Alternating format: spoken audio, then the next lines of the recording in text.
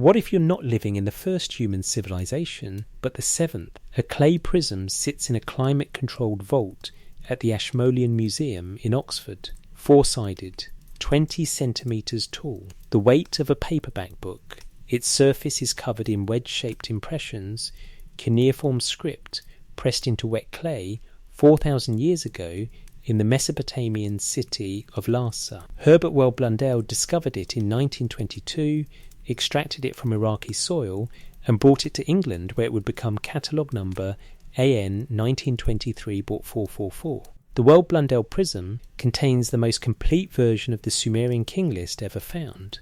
Column by column, it records the rulers of ancient Sumer from the very beginning of kingship to roughly 1800 BCE. Cities rise and fall, dynasties transfer. Kings with recognisable reign lengths succeed one another in orderly fashion. 23 years, 15 years, 7 years, the kind of numbers that make chronological sense. But the beginning doesn't make sense at all. The text opens with a simple statement.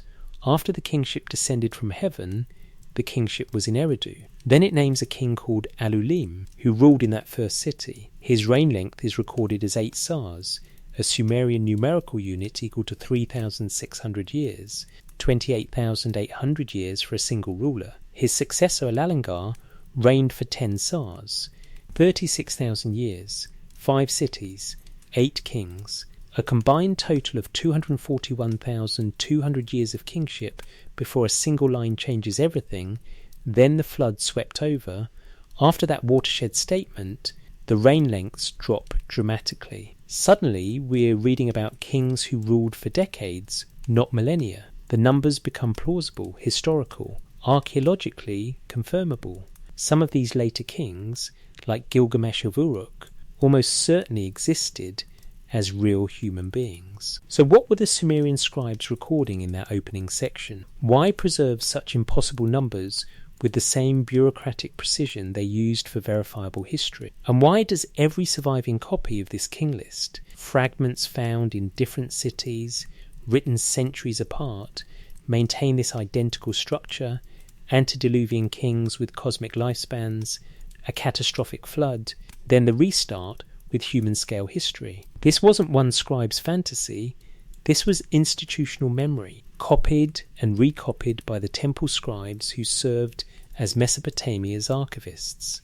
These were the people who invented writing, who developed mathematics and astronomy, whose administrative records were so meticulous that we can reconstruct their economic systems down to individual grain transactions.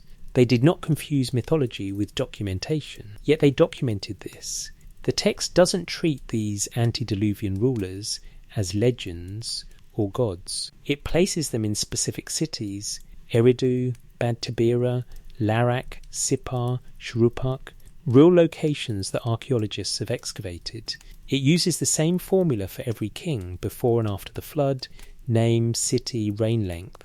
The format doesn't change, the precision doesn't waver. Only one element marks the divide between the two sections, that single declarative sentence about water sweeping over everything. Take a moment, comment below where you're listening from and what time it is wherever you are, because we're about to spend time examining a question that might change how you understand human history. If the Sumerian king list isn't mythology, if it isn't religious allegory, if it isn't the confused conflation of multiple traditions, what is it? What if these ancient scribes, sitting in their temple scriptoriums with their reed styluses and their wet clay, were doing exactly what they claimed to be doing, keeping a record, not of one civilization's kings, but of something far stranger, a pattern, a cycle, a sequence of human attempts to organize society, each one ending in catastrophe, each one requiring a restart.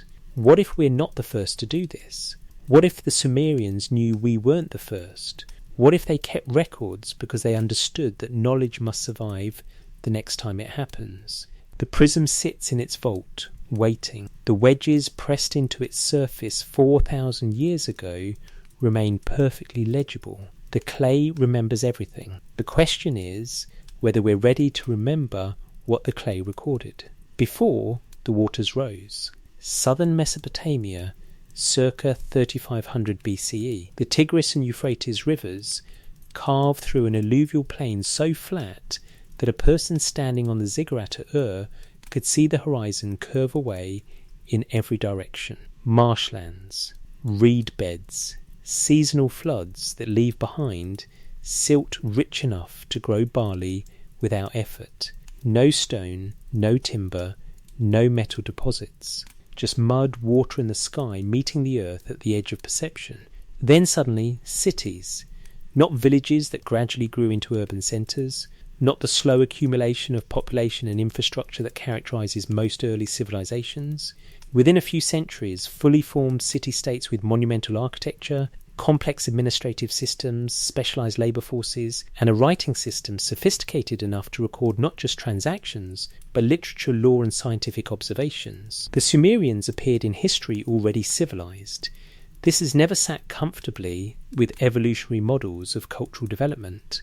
When archaeologists first excavated Uruk in the late 19th century, they expected to find layers showing gradual progression from simple to complex. Instead, they found the Uruk period, roughly 4000 to 3100 BC, characterised by sudden innovations that have no obvious antecedents. The potter's wheel, the plough, administrative tablets using an already functional numeric system, cylinder seals with sophisticated artistic motifs, temples built on massive platforms requiring coordinated labour from hundreds of workers. Where did they come from? The Sumerians themselves wrote in a language unrelated to any known language family, not Semitic, not Indo-European, a linguistic isolate that shares no demonstrable connection with any other human tongue. Their neighbours spoke Akkadian and other Semitic languages.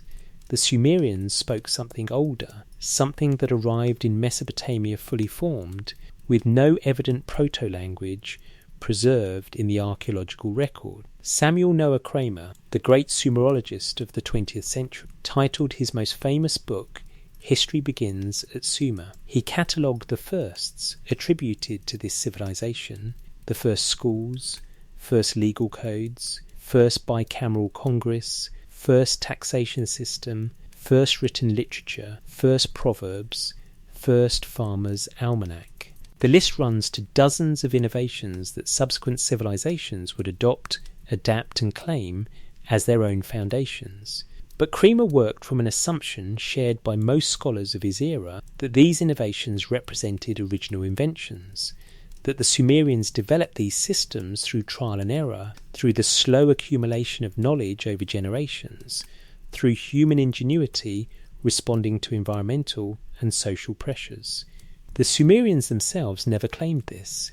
In their own texts, civilization came from elsewhere. Knowledge was not discovered, but transmitted. The arts of writing, kingship, priesthood, warfare, music, metalworking, these were called the Mi, a Sumerian concept that has no precise English equivalent. The Mi were the fundamental powers or principles that made civilization function. They were not human inventions. They were cosmic principles that someone had to acquire, often through trickery or divine favour. The most famous story involves Inanna, the goddess of Uruk, travelling to Eridu to visit Enki, the god of wisdom and sweet water. Enki, in his deep temple called the Abzu, possessed all the Mi, over 100 of them. The text lists them: lordship, godship, the noble enduring crown, the throne of kingship, the exalted sceptre, the noble garments, shepherdship, kingship, the numerous priestly offices, truth, the standard, the descent into and ascent from the underworld, the art of lovemaking, the kissing of, the phallus, prostitution, the art of straightforward speech, the art of slanderous speech, the art of ornamented speech, the cult prostitute, the holy tavern, the art of song, eldership, heroship, power, enmity, straightforwardness, the destruction of cities, lamentation, rejoicing of the heart, falsehood, the rebel land, goodness, justice, the craft of the woodworker, the craft of the metalworker, the craft of the scribe, the craft of the smith, the craft of the leatherworker, the craft of the fuller, the craft of the builder, the craft of the reed worker. The list continues. Each Mi is specific, concrete, essential to the functioning of a complex society. And crucially, none of them are invented. They exist. They must be possessed. Inanna gets Enki drunk and steals them, loads them onto her boat, and brings them back to Uruk. When Enki sobers up and realizes what happened, he tries to retrieve them, but it's too late. Uruk now has the me. Civilization transfers from Eridu to Uruk, not through conquest or cultural diffusion, but through the physical movement of these cosmic principles. This is not how cultures talk about invention, this is how cultures talk about inheritance. Before the Sumerians, there was the Ubaid period. From roughly 5500 to 3700 BC, a distinct culture occupied southern Mesopotamia. They built simple mud brick structures, created distinctive painted pottery with geometric patterns, established the first permanent settlements at sites that would later become Sumerian cities. At Eridu, archaeologists found 18 successive temple levels, the earliest dating to the Ubaid period.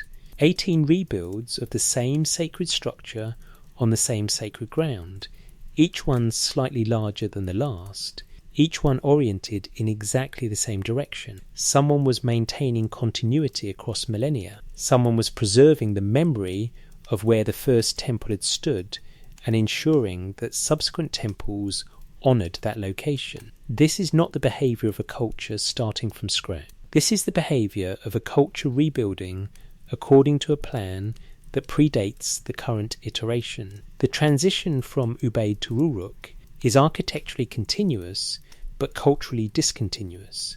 The pottery changes style abruptly. The language, when we can finally read it in the Uruk period, is Sumerian, not whatever the Ubaid people spoke. The population seems to have changed, yet the temples remain in the same locations, following the same orientations, serving the same deities.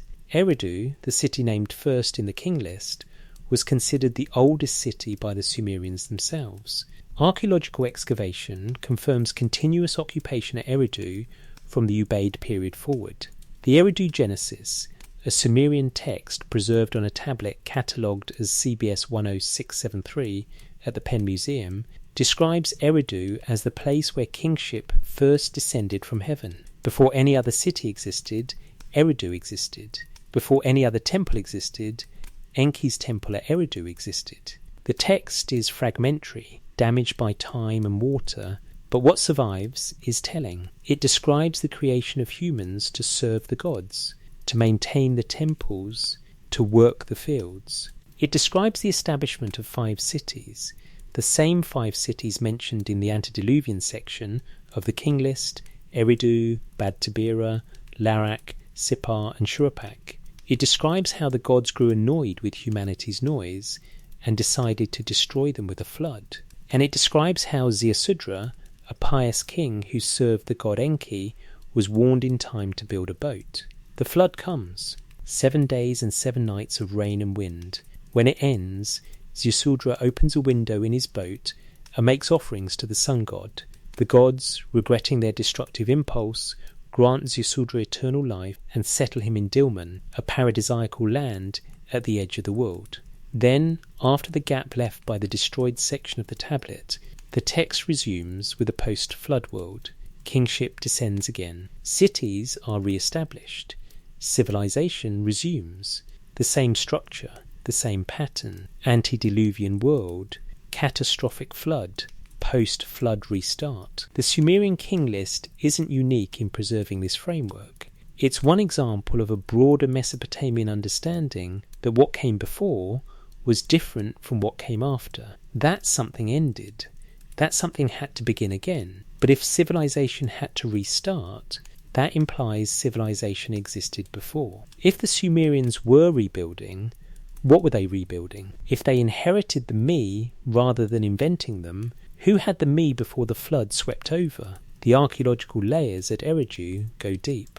Below the Ubaid levels, there are earlier occupations stretching back into the 6th millennium BC. Simple structures, ceramic traditions that suggest connections with cultures to the north and east, population movements, cultural exchanges, the normal messy process of human migration and settlement.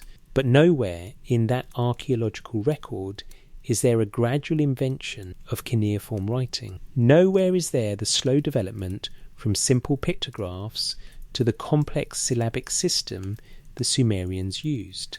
Writing appears suddenly in the Uruk period, already functional, already capable of recording complex ideas.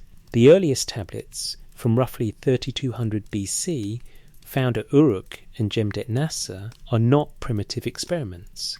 They are bureaucratic documents using a standardized system of signs to record economic transactions. Either the Sumerians developed writing so quickly that the intermediate stages leave no archaeological trace, or writing was not developed in Mesopotamia at all. Perhaps it was remembered.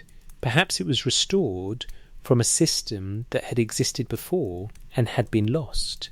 The Sumerian worldview did not include the concept of cultural progress as we understand it.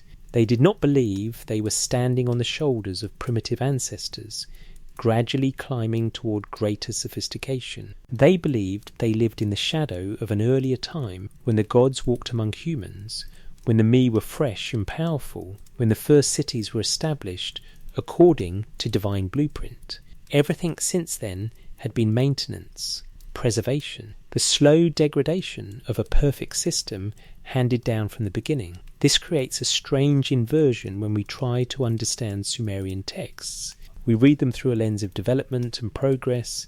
They wrote them through a lens of inheritance and decline. We assume they're describing the invention of civilization. They may have been describing its restoration. 8 kings, impossible years. The antediluvian section of the Sumerian king list consists of 8 names, 5 cities, and a total of 241,200 years. Alulim of Eridu, 28,800 years. Alalengar of Eridu, 36,000 years. Enmen Luana of Bad Tibera, 43,200 years. Enmen Gal Ana of Bad Tibera, 28,800 years. Dumazid of Bad Tibera, 36,000 years. Ensipad Zid Ana of Luruk, 28,800 years. Enmen Jurana of Sippar, 21,000 years.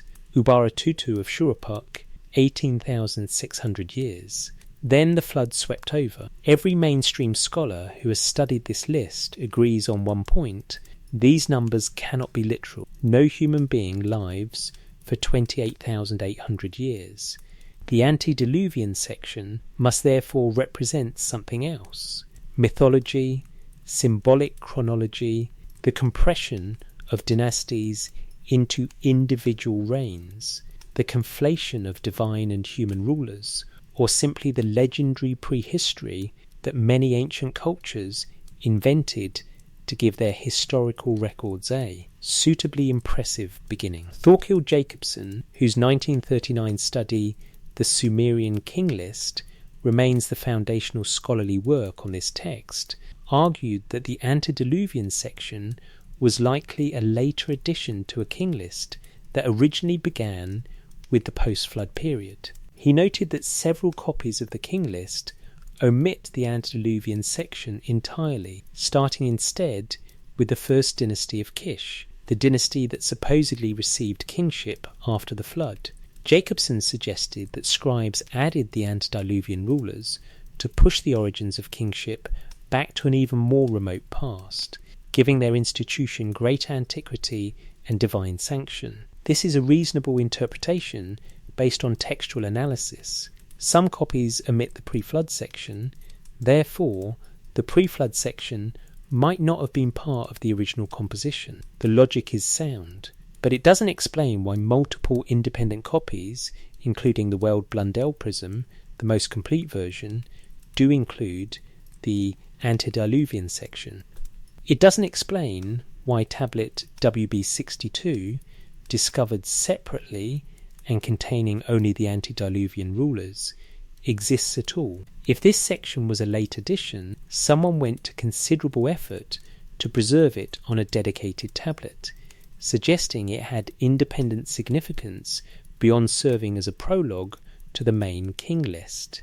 WB62 sits in the Ashmolean Museum alongside the Weld Blundell Prism. It's a small clay tablet, inscribed only on the obverse, containing just the pre-flood kings. The catalogue entry notes it was unearthed from an uncertain provenance, likely somewhere in southern Iraq, probably dating to the Old Babylonian period around 1800 BC. The script is clear, professional, the work of a trained scribe copying a known text. This wasn't a marginal note or speculative addition. This was documentation worth preserving on its own. The University of California at Berkeley houses another fragmentary king list, catalogue number UCBC 9-1819, also referenced as SHME 9-01819, in the Hearst Museum collection. This tablet includes portions of the antediluvian section with variant spellings of some kings' names but identical reign lengths. The scribe who pressed these signs into clay was working from the same tradition as the scribe who created the Weld Blundell Prism, even though they were separated by geography and possibly time. The tradition was stable, the numbers were consistent, the structure was preserved. This consistency across multiple copies created in different cities over centuries suggests something more than invented mythology. When ancient scribes invented genealogies or king lists for political purposes, they tended to produce unique versions tailored to local needs. But the antediluvian section of the Sumerian king list shows remarkable agreement across all extant copies. The same 8 names, the same 5 cities, the same mathematical structure, and that mathematical structure is worth examining. The reign lengths are not random numbers. They're multiples of the Sumerian numerical unit called a sar, which equals 3,600, Alulim 8 sars, Alalungar 10 sars, Enmen Luana 12 sars, Enmengalana 8 sars, Dumuzid 10 sars, Ensipadzidana 8 sars, Enmendurana 5 sars plus 30 ners, Arner equals 600, Ubaratutu 5 sars plus 6 ners. The Sumerians used a sexagesimal system, base 60, which they developed to astronomical precision. Their mathematical tablets demonstrate sophisticated understanding of abstract numerical relationships. They could calculate square roots, work with geometric progressions, and track celestial movements across decades. They were not mathematically naive. So when they recorded these antediluvian reigns in neat multiples of their largest time unit, they were doing something deliberate, not inventing arbitrary large numbers to convey a very long time, but using their formal mathematical notation to record specific values. Some scholars have suggested the sar might represent something other than years, perhaps months, or some other chronological unit that would make the reign lengths more plausible. If each sar equals 30 days instead of 3,600 years, Alulim ruled for 240 days. If each sar equals 30 years, he ruled for 240 years. These alternatives bring the numbers into quasi-believable range, but the text doesn't support this reading. After the flood, the king list continues to use years as its unit of measurement, and those post-flood years are clearly annual years based on archaeological confirmation of later kings' reigns. The text doesn't indicate a change in time units at the flood boundary. It maintains the same formulas, the same grammatical structures, the same notational system. Only the magnitude changes. A tablet from Tel Harmal, catalogued as IM 63095 in the Baghdad Museum, provides another version of the antediluvian list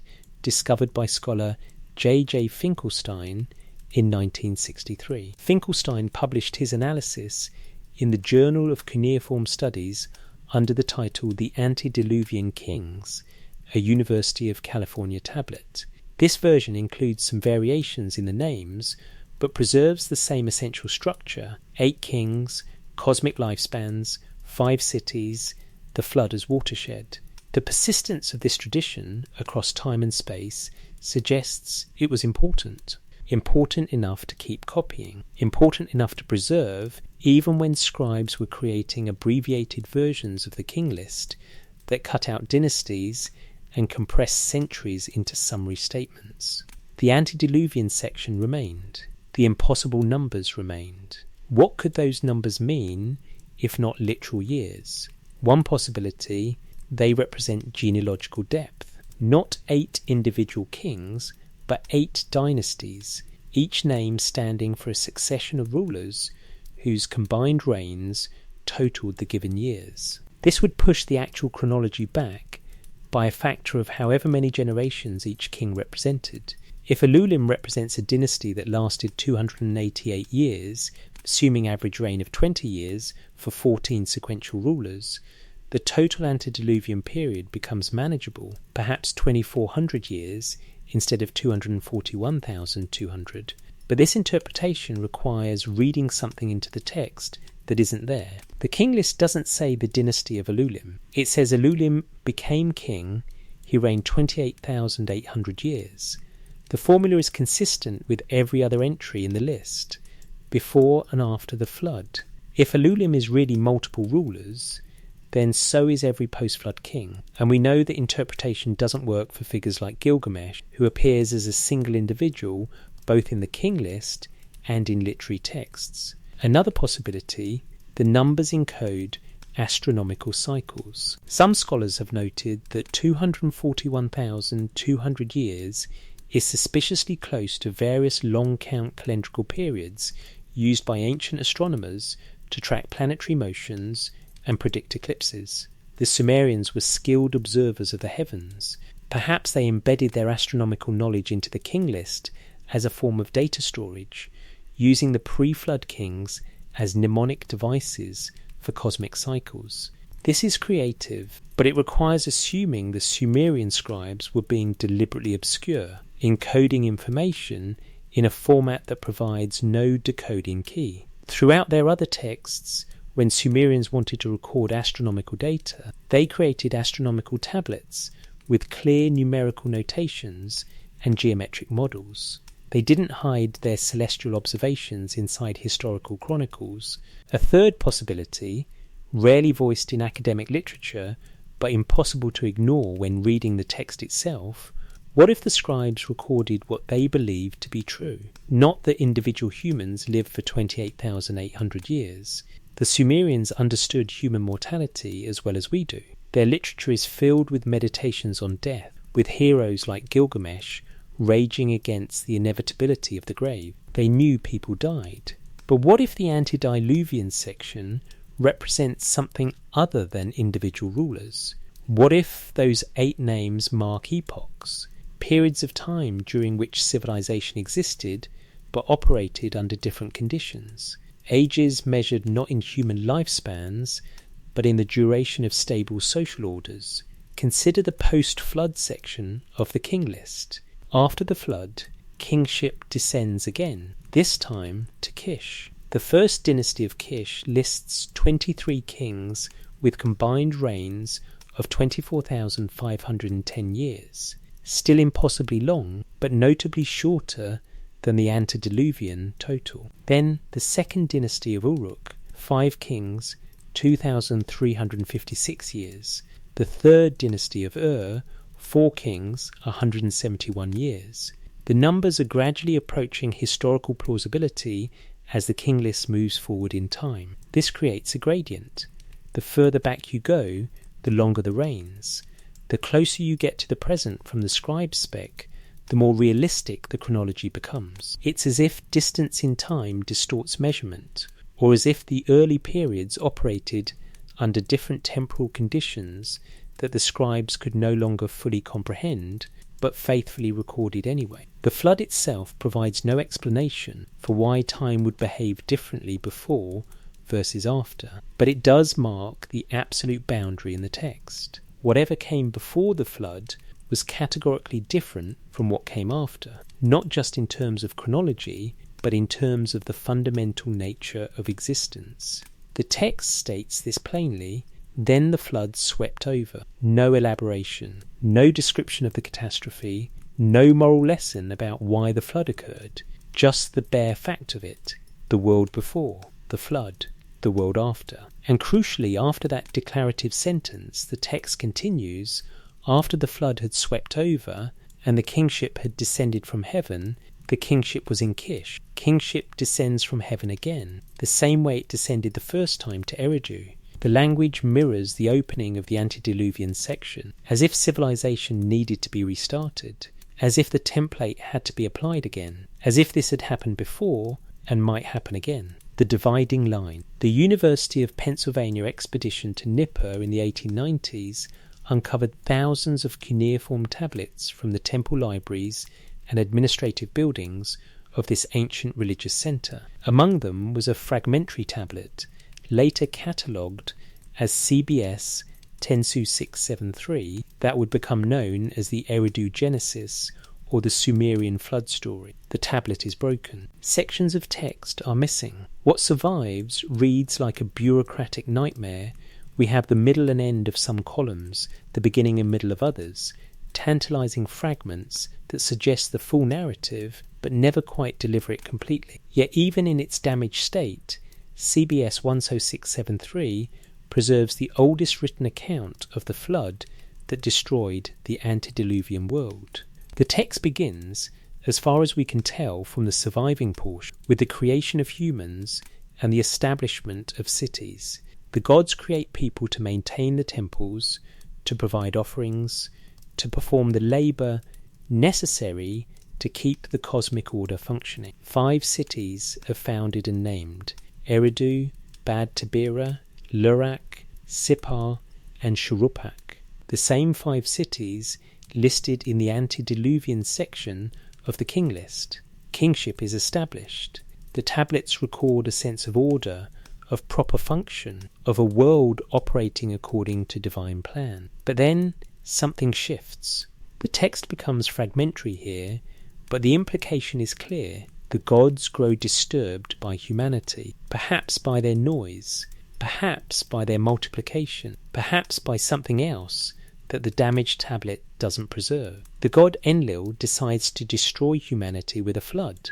The other gods agree, binding themselves by oath not to warn the humans of what's coming. But Enki, the god of wisdom and sweet water, finds a way around the oath. He doesn't directly tell Ziusudra, the pious king of Shuruppak, about the impending catastrophe. Instead, he speaks to the reed wall of Ziusudra's house, knowing the king is on the other side listening. The text preserves Enki's words, filtered through the reed wall, pay attention, destroy your house, build a boat, abandon possessions, seek life, bring up the seed of all living things into the boat.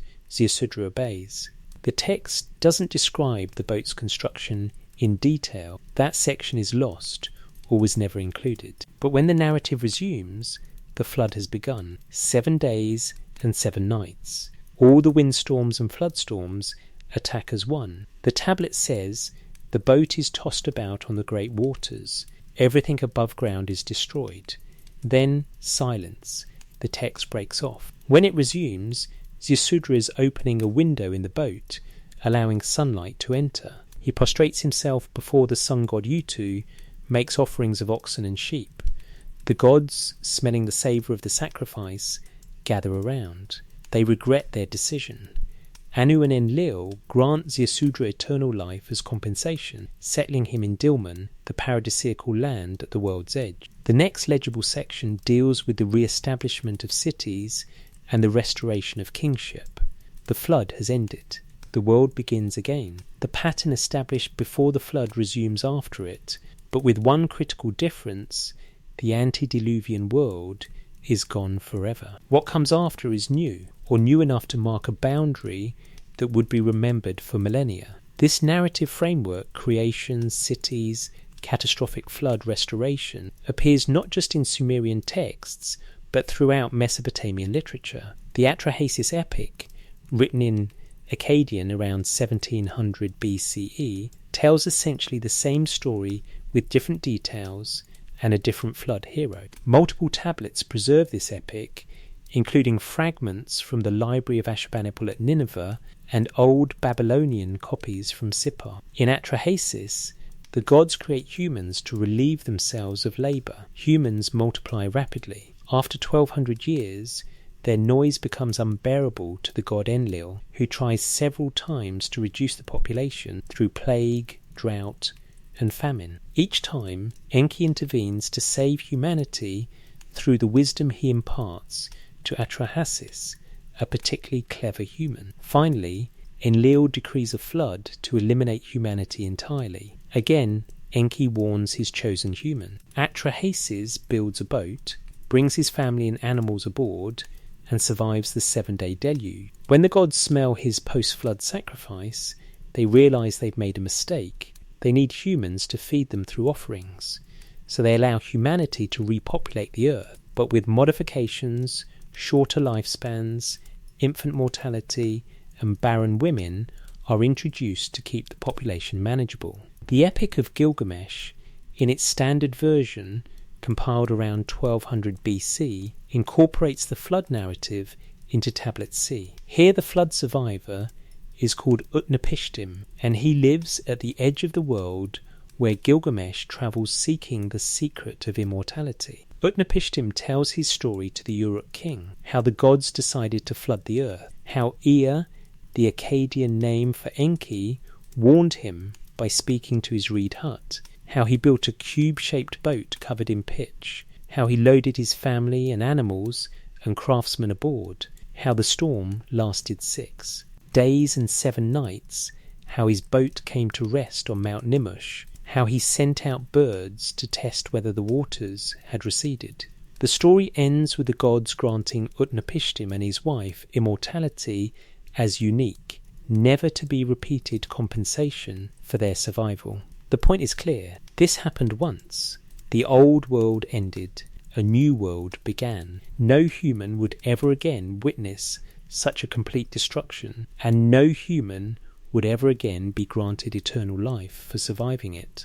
These 3 versions, Eridu Genesis, Atrahasis, Gilgamesh, span over a millennium of Mesopotamian literary tradition. They come from different cities, different time periods, different languages, Meran and Akkadian. Yet they preserve a core narrative framework with remarkable consistency: antediluvian world, divine decision to destroy, one human warned by a sympathetic god, boat construction, 7-day storm, landing on a mountain or the waters receding, sacrifice, divine regret, restoration of humanity. Mainstream scholarship interprets this as mythology, a culturally specific story explaining why bad things happen, why humans are mortal, why civilization exists in its current form. The flood functions as narrative device, not historical memory, a way to separate the mythological past,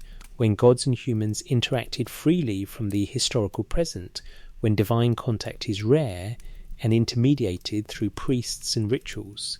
But the Mesopotamians themselves treated the flood as historical fact. When they compiled king lists, they used it as the primary chronological marker. Everything was dated either before the flood or after. The flood wasn't a metaphor. It was an event so significant that it fundamentally reorganized how time was measured and how history was understood.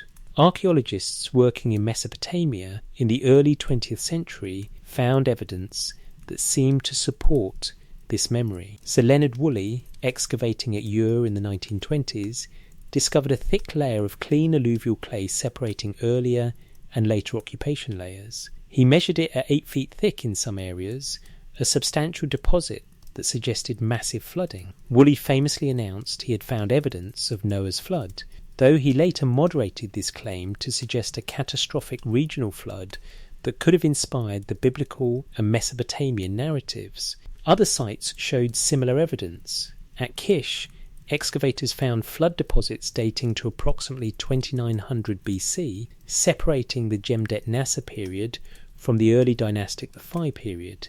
At Shuruppak, the city of Ziusudra in the Eridu Genesis, archaeologists uncovered flood layers that seemed to mark a significant disruption in occupation. But the geological evidence is complicated. Different sites show flood deposits at different chronological levels. The flood layer at doesn't correspond temporally to the flood layer at Kish. Some major Sumerian cities show no evidence of catastrophic flooding at all during the relevant periods.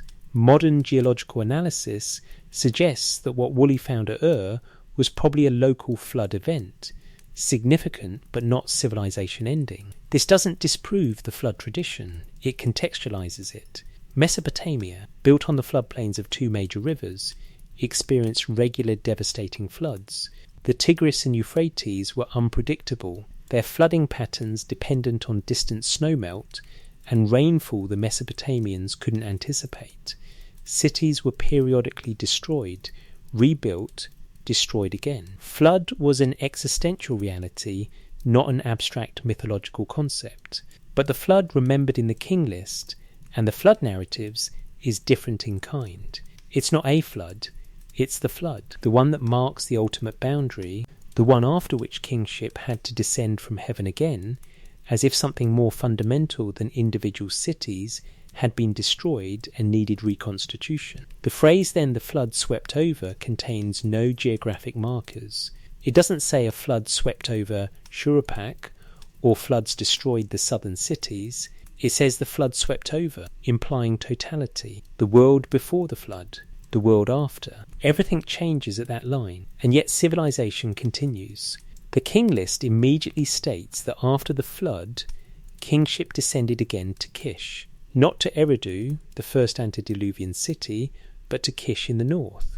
New city, same institution, same divine mandate, same organizational structure, as if the template for civilization survived the destruction of its physical manifestation. This raises an uncomfortable question. If the flood destroyed everything, how did the survivors know how to rebuild? How did they know kingship was supposed to descend from heaven? How did they know which gods to worship, which temple forms to construct, which administrative systems to implement? Unless someone remembered, unless someone carried forward the pattern, unless someone ensured that what came before the flood wouldn't be entirely lost when the flood swept over. Survivors and secret keepers, Ziusudra, Atrahasis, Utnapishtim, 3 names, 3 languages, 3 versions of the same figure. The flood survivor who preserves humanity and, more importantly, preserves the knowledge of how to be human. In the Eridu Genesis, Ziusudra is described as pious and humble, a king who pays careful attention to divine instructions. The gods grant him eternal life and place him in Dilmun after the flood, effectively removing him from human history. He becomes immortal, but at the cost of continuing participation in the world he saved.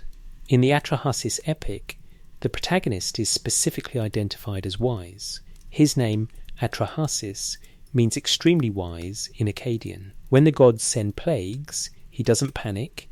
He consults with Enki, who teaches him specific countermeasures. When drought threatens, Enki shows him how to redirect divine attention to break the famine. When the flood comes, Atrahasis knows not just to build a boat, but to bring craftsmen aboard, the people who possess technical knowledge of metalworking, woodworking, and other essential skills. He's not just saving lives, he's saving civilization's capacity to function. In the Epic of Gilgamesh, Utnapishtim tells his story to explain why Gilgamesh's quest for immortality is futile. The flood happened once.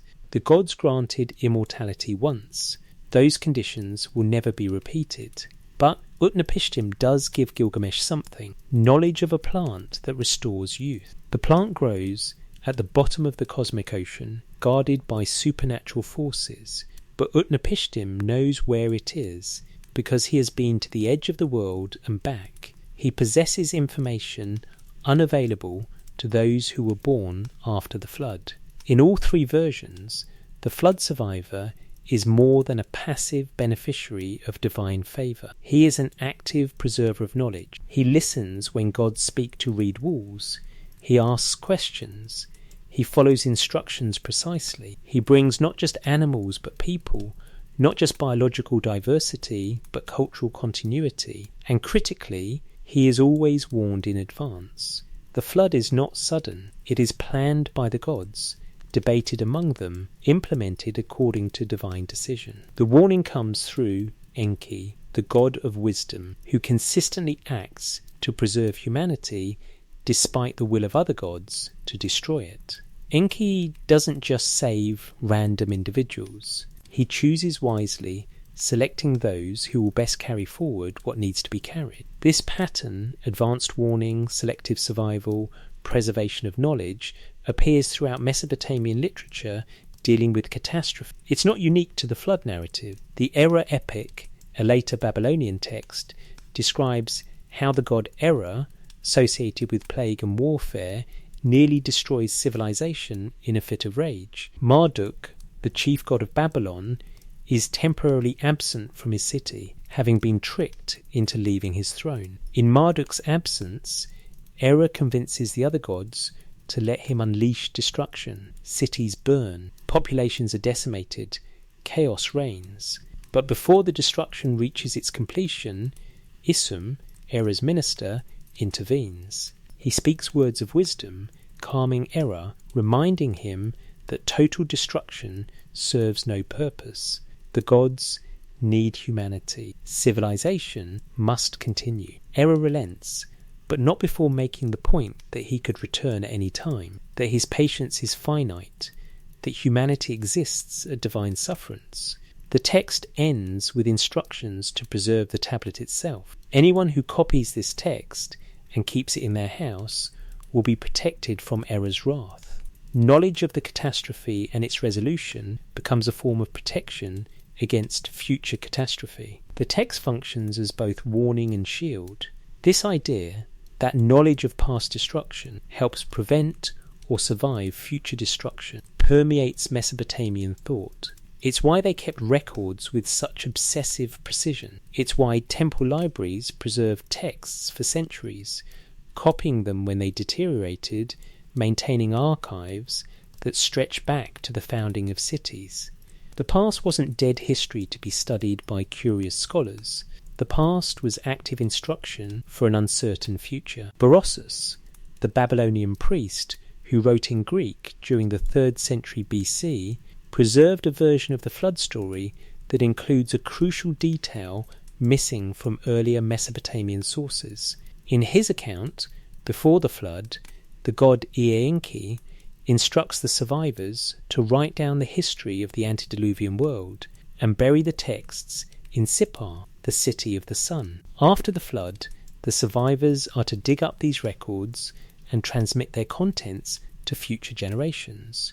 Berossus's account is preserved only in fragments quoted by later writers like Josephus and Eusebius, so we can't be certain how much of this detail is original Babylonian tradition versus Berossus's own interpretation. But the idea that knowledge was deliberately preserved through the catastrophe, buried and recovered, transmitted forward, this makes sense within the Mesopotamian worldview. Sippar, notably, is one of the 5 antediluvian cities listed in the king list.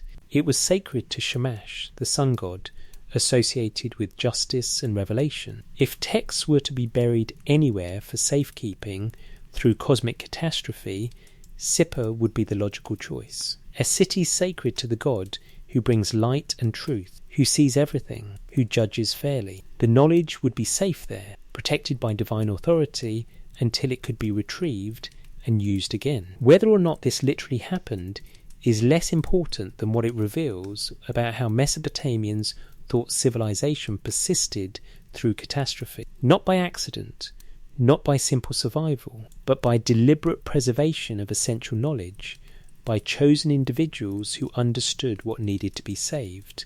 The flood survivor in all versions is singular. One man, one family, one boat. The god doesn't save many people and let them sort out how to rebuild. He saves a specific person who already knows how civilization works, who already understands kingship and priesthood and agriculture and animal husbandry, someone who can restart the system because they were part of the system before it ended. This creates a paradox.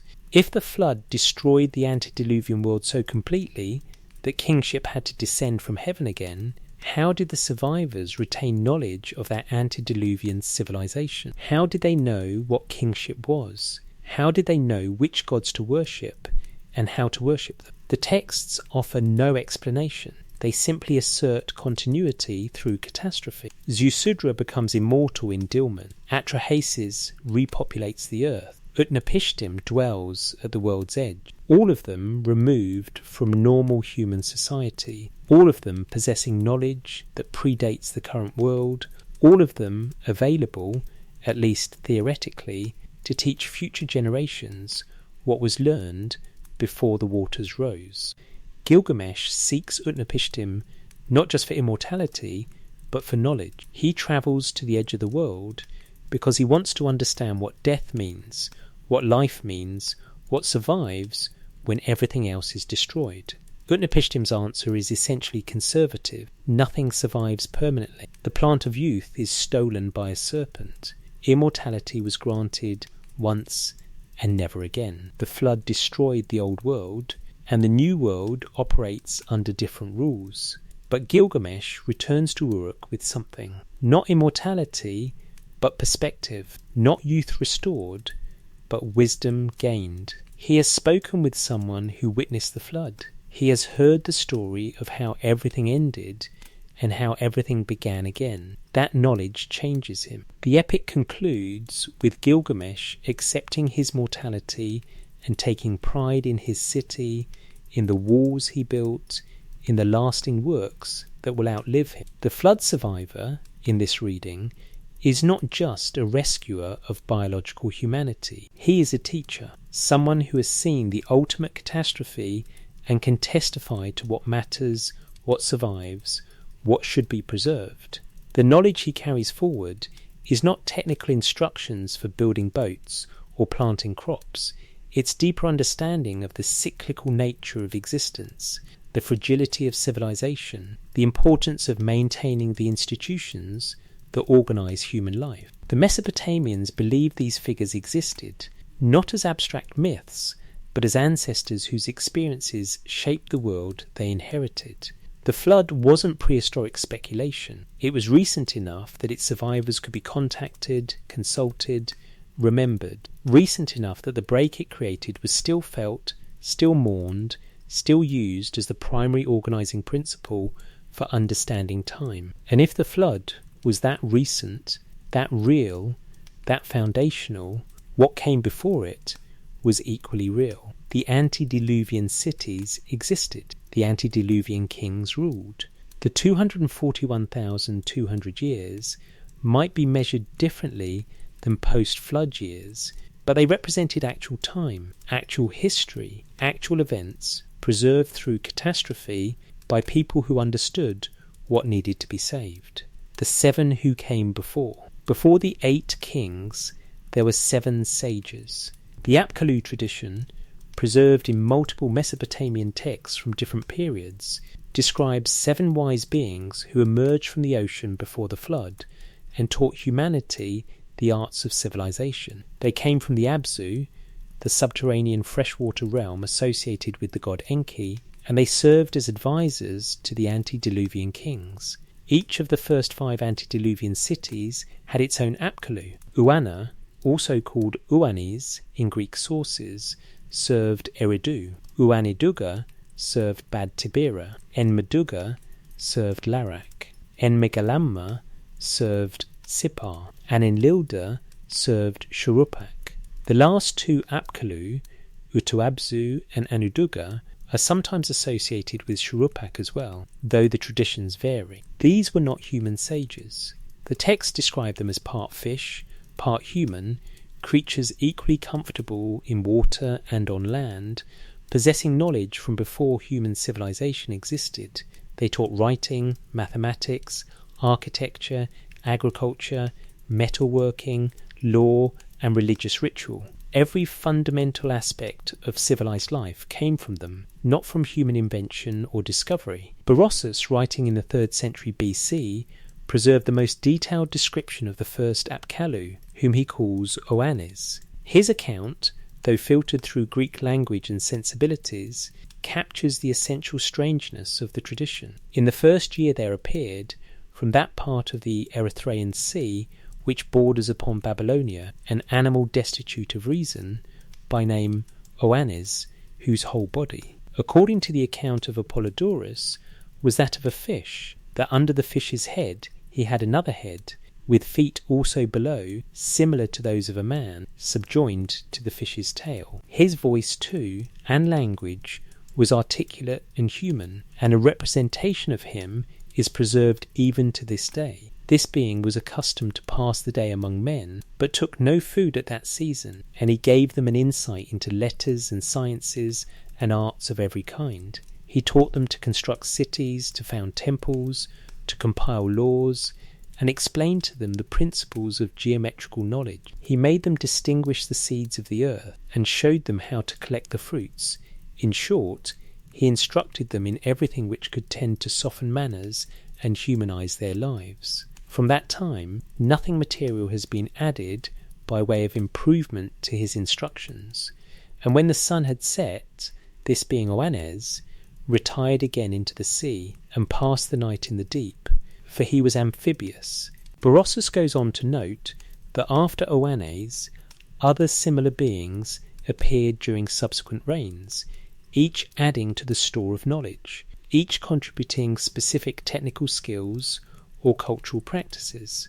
By the time of the flood, humanity possessed complete knowledge of civilization, not through gradual trial and error, but through direct instruction from these non-human teachers. The Mesopotamian versions of the Apkallu tradition are less detailed about their physical appearance, but consistent about their function. They are described in Sumerian as Abgal, meaning sage or expert, possessing perfect wisdom. In Akkadian texts they are Apkallu, with the same meaning. They are always associated with Enki, the god of wisdom and sweet water, emerging from his domain to interact with humanity. A tablet from Uruk, catalogued as W2030-7 and published in 1962 by scholar Van Dyck, lists 7 antediluvian sages parallel to 7 antediluvian kings. This parallel structure is significant. Just as the king list preserves a sequence of 8 rulers in some version, or 7 rulers before the flood, the Apkallu tradition preserves 7 sages. The numbers don't match exactly across all sources, but the pattern is consistent. A specific, countable number of authoritative figures who establish civilization before the flood destroys it. The Era epic mentions the Apkallu in passing, noting that Era's rage killed them, presumably in an earlier catastrophe or during the flood itself. After their destruction, the text says, only mortal sages remain, humans who tried to maintain the knowledge the Apkallu had taught, but who lacked perfect wisdom. This creates a narrative of decline. The original teachers possessed complete knowledge, then they vanished. Then humans attempted to preserve what they could remember, but something essential was lost in the transmission. The Enmeduranki tradition adds another layer. Enmeduranki Lenderana in Sumerian is the 7th antediluvian king in most versions of the king list, the ruler of Sippar. According to texts from Nippur and elsewhere, Enmeduranki was taken up to heaven by the gods Shamash and Adad, who taught him the arts of divination, how to interpret oil on water, how to read the liver of sacrificed animals, how to understand celestial omens. They revealed to him the secrets of heaven and earth, then returned him to Sippar with instructions to teach these arts to humans. Enmeduranki founded the guild of diviners and priests who would maintain these practices. He received the divine tablets and stylus, the tools of cosmic knowledge. Then, before the flood, he transmitted this knowledge to his son, ensuring it would survive the catastrophe. This story parallels certain biblical traditions about Enoch, the 7th patriarch before the flood in Genesis, who walked with God and was taken up to heaven without dying. Enoch traditions in Jewish literature, particularly the Book of Enoch, describe him receiving heavenly knowledge and bringing back cosmic secrets to teach humanity. The structural similarities between Enmedaranki and Enoch suggest a common Near Eastern tradition of the seventh pre-flood figure as recipient and transmitter of divine wisdom. The number 7 appears repeatedly in these traditions. 7 Apkallu, 7 kings in some version. The 7th king receives special knowledge, 7 days and nights of flood.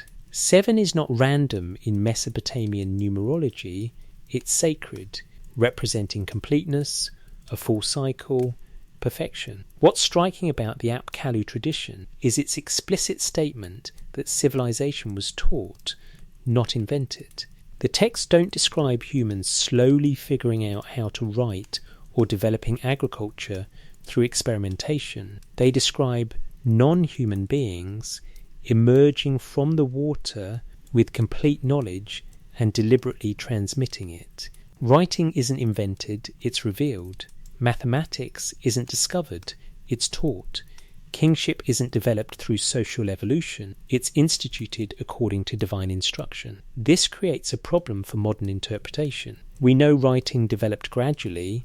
We can see the progression in archaeological layers from simple token systems to pictographic representations to full syllabic scripts. We know agriculture emerged through millennia of plant domestication and selection. We know metallurgy advanced through experimentation and accumulated technical knowledge. But the Mesopotamians didn't describe it that way. They described it as received knowledge, transmitted from beings who already possessed it. And they were the ones who developed writing, so they would have known if it was a gradual process. They were the ones who invented the complex administrative systems that organised their cities.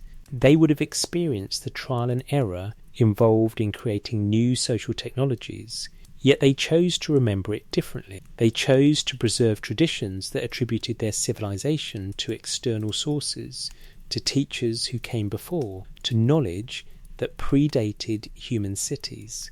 Why? One possibility, the Apkallu tradition, explains rapid cultural development.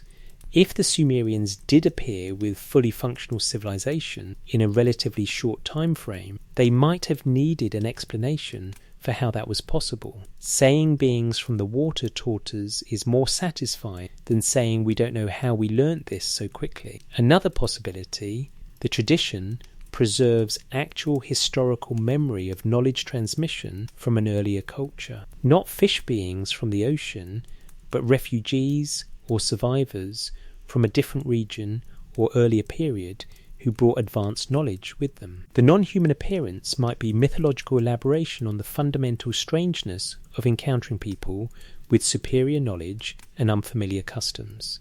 A third possibility, the Apkallu are symbolic representations of the concept of inherited knowledge itself. They personify the idea that what makes us civilized comes from outside us, from ancestors, from tradition, from accumulated wisdom that no single generation creates, but each generation must preserve and transmit. Whichever interpretation we favour, the Apkallu tradition serves a clear function in Mesopotamian thought. It establishes that civilization is not invented, it is inherited, passed down, received, and therefore it can be lost if the transmission fails, if the teachers are destroyed, if the knowledge is not carefully preserved through whatever catastrophes might come. The flood kills the Apkallu. After the flood, only human sages remain, people like Atrahasis and Ziusudra, who possess wisdom but are not the original sources of that wisdom. The post-flood world operates with derivative knowledge, copies of copies, human memory of what the perfect teachers once transmitted. This creates a narrative arc of decline that pervades Mesopotamian literature. The beginning was better. The first kings reigned longer. The first cities were more perfect. The original knowledge was complete. Everything since has been maintenance, preservation, the slow degradation of an ideal that can never be fully restored. Unless it happens again, unless kingship descends from heaven again, unless the cycle repeats and civilization gets another chance to start from the template, to receive the knowledge freshly, to rebuild according to the plan the Apkallu taught before the waters rose. The gifts that cannot be invented. The Sumerian word me has no satisfactory English translation. Scholars have rendered it variously as divine powers, cosmic principles, cultural elements, essential functions, or simply left it untranslated as me. Each translation captures part of the concept, but misses something essential. The me are simultaneously abstract and concrete. They are both the principle of kingship and the physical regalia of kingship. They are the concept of writing and the physical tablet and stylus. They are the idea of music and the actual musical instruments. They exist as cosmic realities, but manifest as tangible objects and practices. Most importantly, the me are not invented. They exist independently of humanity, and they must be acquired, transferred, stolen, or granted. No Sumerian text describes a human creating a me. They describe humans obtaining the me, often through trickery or divine favour, and bringing them to their cities where they can be implemented. The most famous account of me transfer is the story of Inanna and Enki, preserved in multiple copies from different periods. Inanna, the goddess of Uruk, desires to increase her city's power and prestige. She travels to Eridu, where Enki guards all the me in his subterranean temple, the Abzu. Enki welcomes her with a feast, and during the celebration he drinks heavily. In his intoxicated state, he offers Inanna the me, group by group, over 100 of them. The text lists them methodically. He gave her the high priesthood, he gave her godship, he gave her the noble and enduring crown, he gave her the throne of kingship, he gave her the noble sceptre, he gave her the staff and crook, he gave her the noble garments, he gave her shepherdship of the land, he gave her kingship, he gave her the numerous priestly offices. The list continues through dozens of entries, covering every aspect of civilized life: the arts of warfare, the arts of love, the arts of craftsmanship, the arts of music, the arts of judgment, the arts of lamentation. Each one a discrete me, a transferable element of cultural function. Inanna accepts each gift, loads the me onto her boat of heaven, and sails away toward Uruk. When Enki sobers up and realizes what he's done, he sends his minister Isimud to retrieve the me. 7 times, Isimud confronts Inanna at various stopping points along her journey, demanding she return what Enki gave while drunk. 7 times, Inanna refuses, claiming Enki's gifts were legitimate and binding. 7 times, she escapes with the me intact. When Inanna finally arrives in Uruk, she unloads the me at the quay, and the city erupts in celebration. Uruk now possesses what Eridu once monopolized: the balance of power shifts. Civilization transfers from one city to another, not through conquest or gradual cultural diffusion, but through the physical movement of these cosmic principles. This narrative structure repeats throughout Sumerian literature. Civilization is portable. Knowledge can be transferred whole. Cities rise to prominence by acquiring the me, and they decline when the me are taken away. No city develops its own unique civilization through independent invention. They all participate in the same cosmic system, and the question is always who controls access to the essential functions that make civilization work.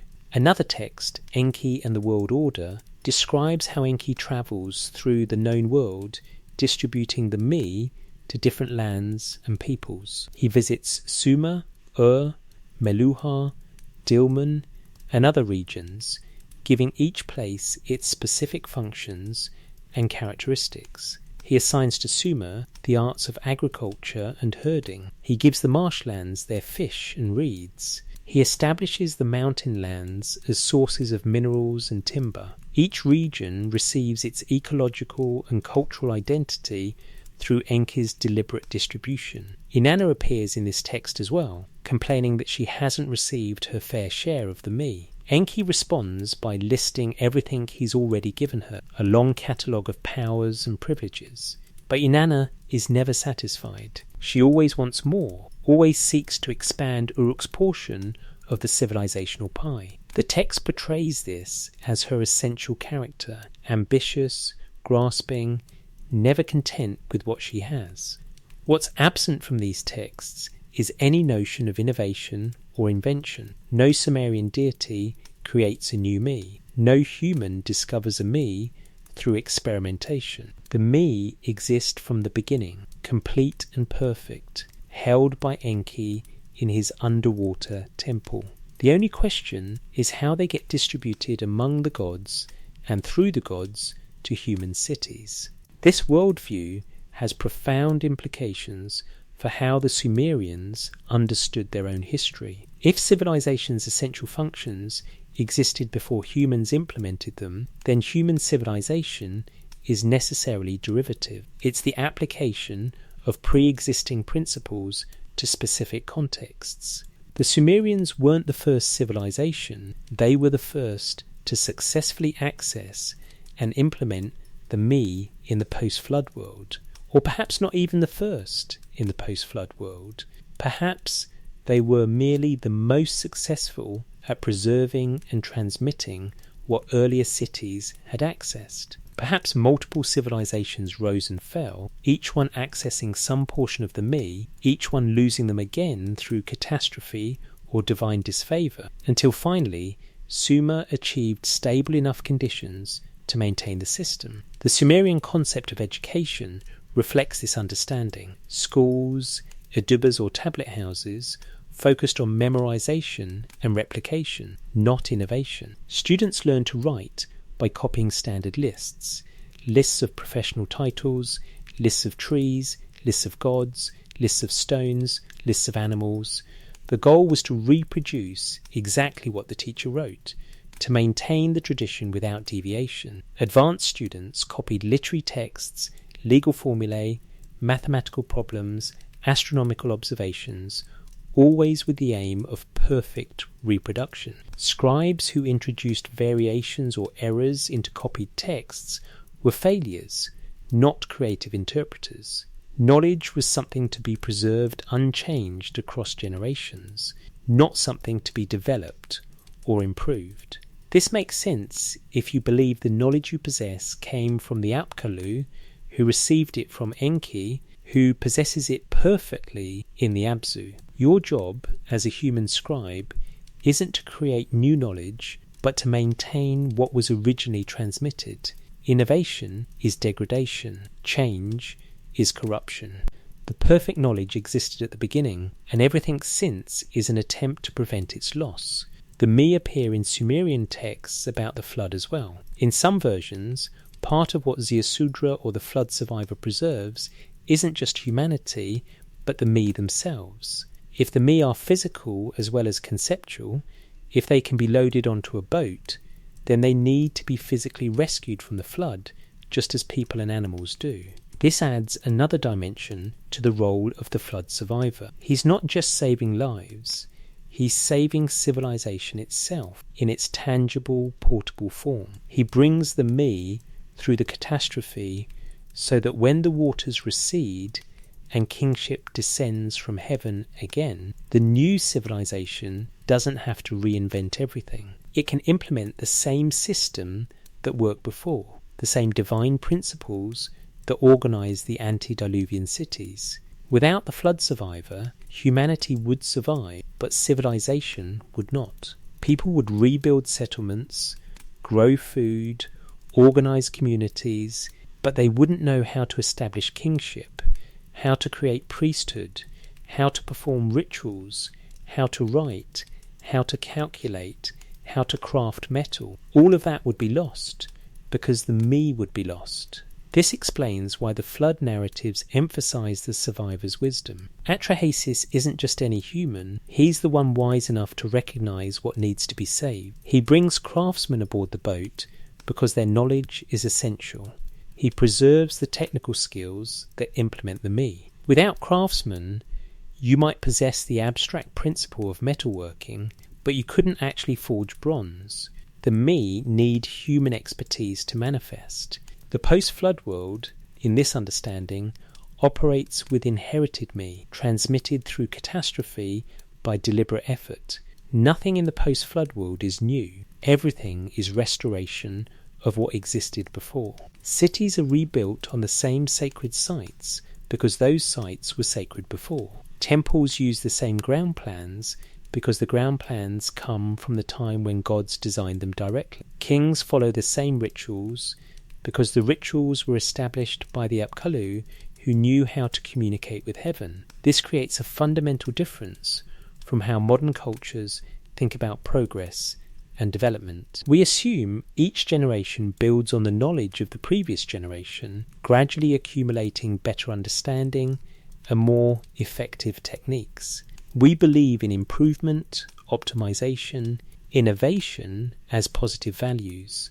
The Sumerians believed in maintenance, in preservation, in faithful transmission. They looked backward to a perfect origin point and measured everything by how well it replicated that original perfection. Their greatest achievements weren't new inventions, but successful preservation of old knowledge. If we take this worldview seriously, if we try to understand Sumerian texts through Sumerian assumptions, rather than imposing our assumptions on them, then the king list's impossible numbers make different sense. The antediluvian period wasn't measured by human lifespans, because it wasn't about human history. It was about the time when the me were being established, when the Apkallu were teaching, when the original template for civilization was being implemented in its perfect form. The flood destroyed that perfection. What came after was reconstruction, using the template that survived, but never quite achieving the original standard. The post-flood kings reigned for shorter periods because they were working with degraded conditions, diminished access to the me, fading memory of how things were supposed to work, unless it happens again, unless the cycle resets. Unless civilization number 8 gets the chance to start fresh with a me newly accessed from the Abzu, the survivors carrying forward what needs to be carried, the Apkallu potentially returning to teach again, when the earth still moved. In 1922, Leonard Woolley began excavations at Tel al-Muqayyar in southern Iraq, the ancient city of Ur, one of Sumer's most important urban centres. His expedition, sponsored by the British Museum and the University of Pennsylvania, would continue until 1934, uncovering royal tombs, temple complexes, residential areas, and administrative buildings spanning 3 millennia of occupation. In 1929, Woolley's team was excavating a deep pit to establish the site's chronological sequence. They dug through layers of occupation, pottery sherds, brick walls, ash layers marking fires, the accumulated debris of urban life. At a depth of about 11 metres, they hit a thick deposit of clean alluvial clay. No artefacts, no organic remains, no indication of human presence. Pure sediment, 3 metres thick in some areas. The workers assumed they'd reached the natural base of the site, the point before human habitation began. But Woolley instructed them to dig deeper. Below the clay layer, they found more occupation debris, pottery of an earlier style, primitive structures, evidence of human activity from the Ubaid period, dating to roughly 4000 BC or earlier. Woolley examined the clay layer carefully. It was silt typical of river flooding, deposited when water carries suspended sediment that settles as the water stills. For 3 metres of silt to accumulate required massive flooding, not a seasonal overflow, but a catastrophic inundation that lasted long enough for that much material to settle out of suspension. He announced to the press that he'd found evidence of Noah's flood. The clay layer, he argued, represented the biblical deluge that destroyed the antediluvian world. The layer below the flood was pre-flood civilization. The layer above was post-flood rebuilding. The physical stratification matched the narrative structure of Genesis and, by extension, the Mesopotamian flood traditions that preceded it. The announcement caused international sensation. Archaeological proof of the Bible. Scientific confirmation of ancient narratives. Woolley was celebrated and criticised in equal measure, celebrated by those who saw this as vindication of scriptural truth, criticised by scholars who noted that a flood deposit at Ur, however impressive, didn't constitute evidence of a global or even regional deluge. Further excavations complicated the picture. Other sites in southern Mesopotamia showed similar flood deposits, but not at the same chronological level. Kish, about 200 kilometers north of Ur, had flood layers dating to approximately 2900 BC, centuries after Wuli's Ur flood. Uruk showed no significant flood layer during the relevant periods. Eridu had multiple flood deposits from different eras. Modern geological analysis suggests that what Wuli found was probably a localized flood event, significant for Ur, but not civilization ending. The Euphrates River historically shifted its course multiple times. A major channel change could inundate a city completely while leaving other areas unaffected. The 3-meter deposit at Ur might represent weeks or months of flooding in that particular location, devastating to the people who lived there, but not the universal catastrophe described in the flood narratives. Yet dismissing the archaeological evidence entirely misses something important. Mesopotamia experienced catastrophic flooding regularly. Cities were built on the floodplains of 2 massive rivers fed by distant snowmelt and seasonal rains. The Tigris and Euphrates were unpredictable, subject to spring surges that could overwhelm any defensive infrastructure the ancient cities might construct. A catastrophic flood would have been remembered. Multiple catastrophic floods occurring across centuries would accumulate into collective memory as the time of floods, compressing separate events into a single narrative. The flood tradition doesn't need one specific geological event to explain it. The tradition could be the distilled memory of recurring catastrophe, the pattern recognized across generations of watching cities drown. But the Mesopotamian texts don't describe multiple floods. They describe one flood, the event that divides before from after. The flood tradition in cuneiform sources is suspiciously unified. Different texts give different details about the flood hero, about which gods were involved, about how long the flood lasted, but they agree on the basic structure. Once, long ago, the world was different. Then water swept over everything. Then the world began again in its current form. This narrative unity suggests something more than accumulated folk memory of various local disasters. It suggests a specific cultural memory maintained deliberately across millennia. The Sumerians and their Akkadian successors used the flood as their primary historical marker because it represented a boundary they considered absolute and real. At Shuruppak, identified with the modern site of Tel Farah, excavations in the early 20th century revealed multiple occupation layers separated by flood deposits. One particularly significant flood layer dates to approximately 2900-2800 BCE, roughly contemporary with the Kish flood. This is notable because Shuruppak is the city of Ziusudra in the Eridu Genesis, the home of the flood survivor. If Shuruppak was flooded catastrophically in the late 4th millennium, that might preserve the core memory that feeds into the later flood traditions. The early dynastic period in Mesopotamian archaeology, roughly 2900-2750 BC, shows signs of significant disruption. Settlement patterns change. Some sites are abandoned, others grow rapidly. The archaeological record suggests population movements, political upheaval, possible environmental crisis. This is when the flood layers at Kish and Shuruppak appear. This is when the transition from Jemdit Nazar to early dynastic culture occurs. Could the king list's flood marker correspond to this period? If the antediluvian section represents everything before approximately 2900 BC, and the post-flood section begins with the first dynasty of Kish around 2900 BC, the chronology starts to align with archaeological evidence. The flood would mark the transition from pre-dynastic to dynastic civilization, from the Uruk-Jemdit Nasser periods to the early dynastic period, from a time of competing city-states to a time of organized kingship. This interpretation has problems.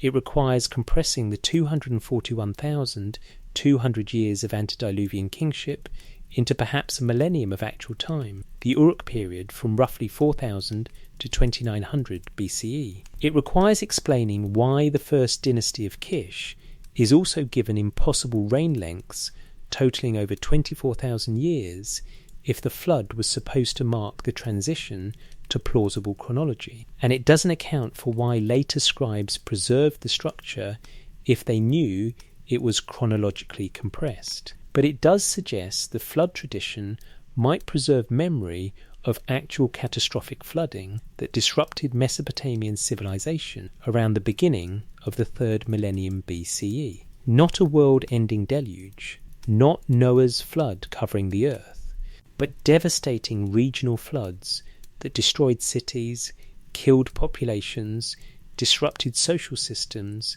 and required survivors to rebuild with whatever knowledge they could preserve. The earth in early 3rd millennium Mesopotamia was unstable. Rivers shifted course without warning. Seasonal flooding was unpredictable. Cities built levees and canals trying to control water flow, but those systems could fail catastrophically. A major flood could destroy decades of infrastructure, bury farmland under sterile silt, displace entire populations. In that context, the flood narrative makes historical sense. It preserves the memory of when everything changed, when the old cities were destroyed, when survivors had to rebuild. The theological elaboration, God's deciding to destroy humanity, one righteous man saved, is how cultures process catastrophe, explaining the inexplicable by attributing it to divine will. But underneath the theology, the memory, water rose, cities drowned, people died, survivors rebuilt. The Sumerians dated events by flood because flood was their existential reality. The question wasn't whether floods would come, but when, and whether their cities could survive. They built ziggurats as much for refuge as for worship, elevated platforms where people and livestock could retreat when the waters rose. They developed complex divination systems to predict floods, reading omens in sheep livers and watching river levels obsessively. They lived with the knowledge that everything they built could be destroyed in days, that their carefully maintained agricultural systems could be buried under silt, that their cities could become uninhabitable ruins. That civilization itself was contingent on the river's behaviour. This breeds a particular worldview, not confidence in permanent progress, but awareness of fragility, not faith in accumulating knowledge, but urgency to preserve what you have before the next catastrophe. Not innovation for its own sake, but maintenance of what's proven to work, because starting over from nothing is too devastating to contemplate. The flood tradition, understood this way, is both historical memory and cultural instruction. Yes, it happened. Yes, it could happen again. Yes, we survived by preserving essential knowledge. Yes, we rebuilt by following the template that worked before. Yes, kingship descended from heaven again because survivors remembered how kingship functioned and re-implemented the system. And perhaps this is speculation, but informed speculation. Perhaps the antediluvian section of the king list represents not the period immediately before one flood, but the accumulated history before multiple catastrophes. Perhaps the 241,200 years compress many cycles of building and flooding and rebuilding. Perhaps each of the 8 antediluvian kings represents a civilization that rose, stabilized, and was destroyed by water. Perhaps we are not civilization number 2. Perhaps we are civilization number 7 or 8 or 12, and the king list preserves what can be remembered of all the previous attempts, compressing them into a manageable sequence, maintaining the pattern even when the details are lost. The clay remembers.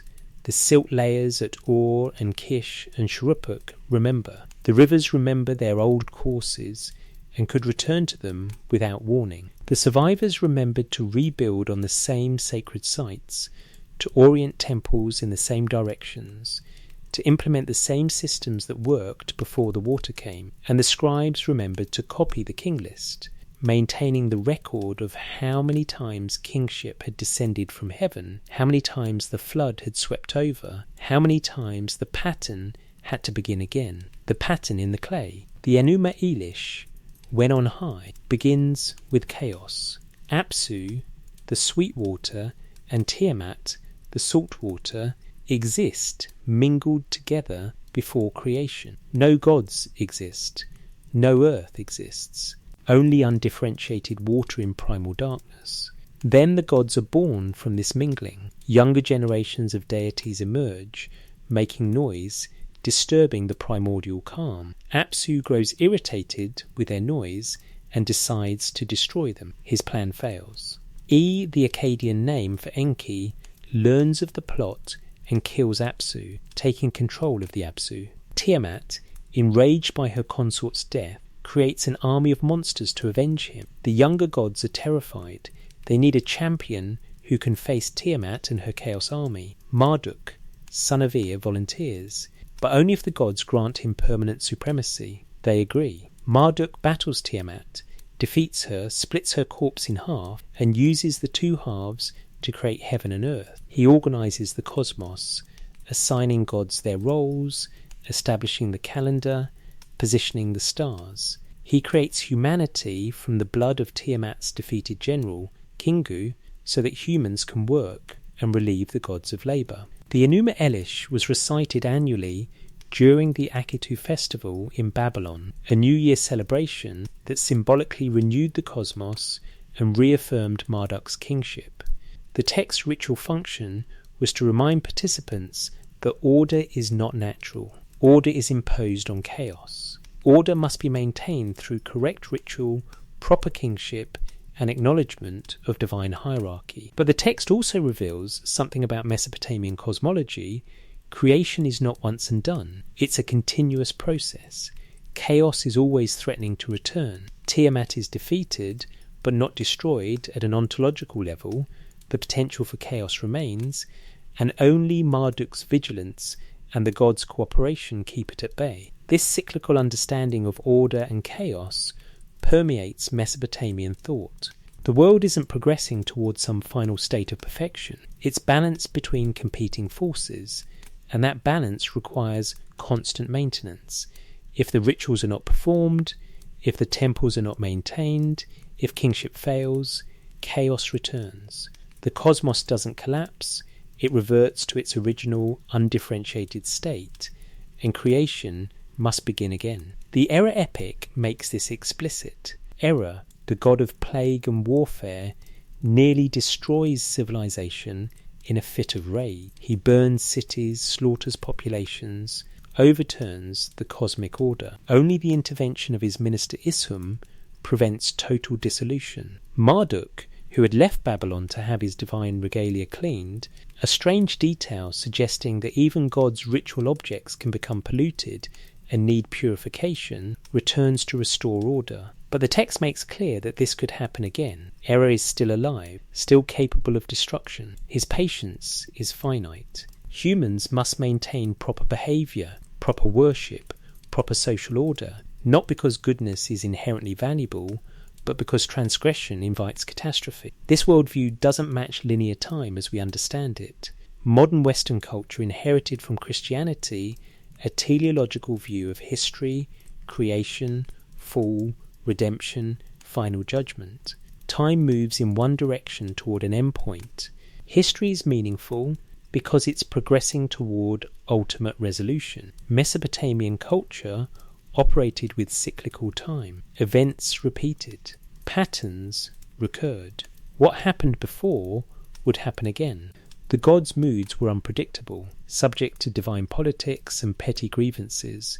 They could decide at any moment to destroy and remake. Humans existed at the mercy of these cycles, trying to navigate them through divination and ritual, but unable to escape them. The king list structure reflects this cyclical understanding. Kingship descends from heaven, dynasties rise and fall, cities gain and lose preeminence, wars redistribute power, floods destroy and survivors rebuild. Then kingship descends from heaven again, continuing the pattern. The phrase kingship descended from heaven appears multiple times in the text, not just at the beginning. After the flood, it descends to Kish. When Kish's power wanes, it's taken to Yanar Uruk. When Uruk's dynasty ends, it's taken to Ur. The kingship moves, but the pattern remains. The same institution, the same divine mandate, the same organizational principle transferred from city to city. This suggests that kingship descended from heaven might not mean a one-time event when the first king was created. It might mean the periodic re-establishment of the institution after catastrophic disruption. Each descent is a new beginning, a fresh implementation of the cosmic template. If this interpretation is correct, the antediluvian section and the post-flood section of the king list aren't different in kind, they're different in proximity to the scribes present. The antediluvian kings are distant enough that their details have blurred into cosmic numbers. The post-flood kings are close enough that their reigns can be remembered more precisely. But both sections describe the same cyclical process: kingship established, cities founded, civilization organized, catastrophe destroys everything, survivors implement the template again. How many times has this happened? The text doesn't say explicitly, but if we count the descents of kingship as markers of new cycles, we can tentatively reconstruct multiple iterations. First descent, antediluvian, beginning at Eridu, 8 kings across 5 cities, ended by flood. Second descent, post-flood, beginning at Kish. First dynasty of Kish lists 23 kings. The numbers are still enormous, 24,510 years total, but smaller than antediluvian totals. Third descent, possibly marked by the transfer to Uruk. The dynastic succession suggests disruptions, periods when the old order ended and needed reconstitution. Each subsequent dynasty in the king list might represent not merely political succession, but civilizational restart after partial or complete collapse. The pattern repeats at different scales. Sometimes a city's dynasty ends and kingship transfers intact to a new city. Sometimes catastrophe destroys the system entirely and it must be re-established from first principles. The Sumerian Akkadian conception of time doesn't distinguish sharply between mythological and historical past. For them, all past is equally real. The antediluvian kings existed with the same reality as the first dynasty of Kish. The Apkallu taught humanity with the same concreteness as historical scribes teaching in actual tablet houses. Time stretches back through multiple iterations of the same pattern, and only proximity to the present determines how much detail can be recalled. This creates a very different understanding of what the king list is documenting. It's not a king list in the modern sense, a linear succession of rulers within a continuous political entity. It's a pattern list, documenting the recurrence of cosmic principles across multiple implementations. When kingship descends from heaven, certain things happen in sequence, cities are founded, temples are built, laws are established, culture flourishes, expansion occurs, conflicts arise, decline begins. Catastrophe strikes, survivors preserve essential knowledge, kingship descends again. The cycle is longer than human memory can contain, so it gets compressed into lists and numbers that preserve the pattern if not the details. If we are civilization number 7 or 8 or 12, we exist within this cycle, not beyond it. The Sumerians who compiled the king list believed they were continuing a pattern that had existed before them and would exist after them. Their contribution wasn't inventing civilization, but maintaining it successfully long enough to document the pattern. And the documentation itself is part of the pattern. The flood survivor preserves knowledge through catastrophe. The Apkallu teach humanity what needs to be known. The scribes copy the tablets, ensuring the pattern is not forgotten. Each role is essential to the cycle's continuation. What breaks the cycle? The texts don't say. Perhaps Nothing breaks it. Perhaps this is simply how existence operates.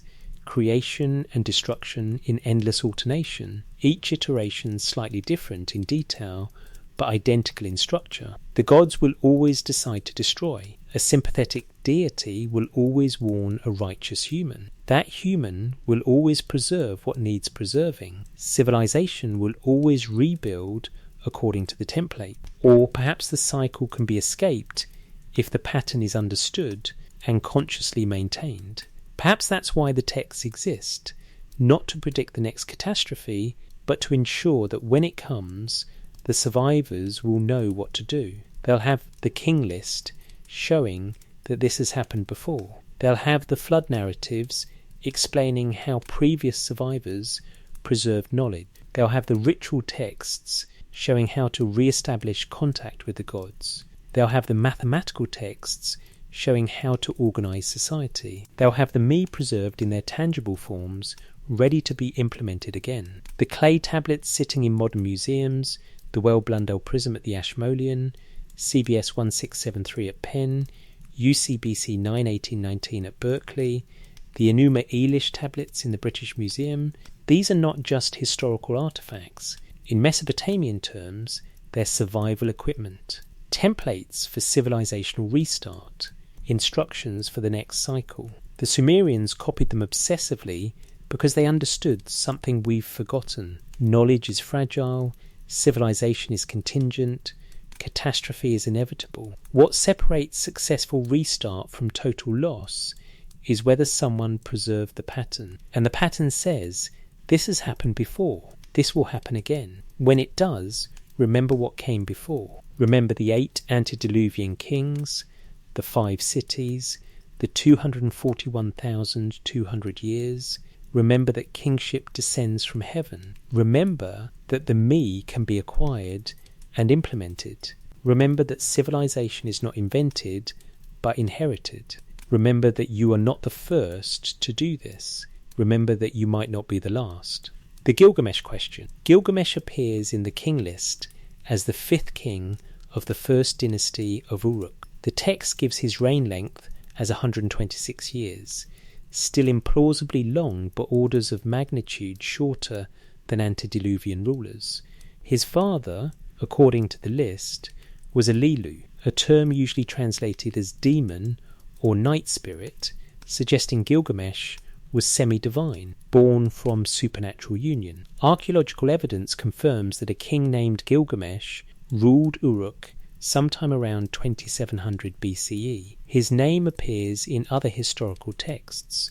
Architectural works are attributed to him. He's treated in Sumerian literature as a real person, not a purely mythological figure. Later kings claim descent from him, establishing dynasties on the prestige his name carried. The Epic of Gilgamesh, compiled in its standard version around 1200 BC, but drawing on earlier Sumerian sources, tells the story of this historical king's search for immortality. The narrative begins with Gilgamesh oppressing his people through excessive demands, forced labour on building projects, sexual rights over brides.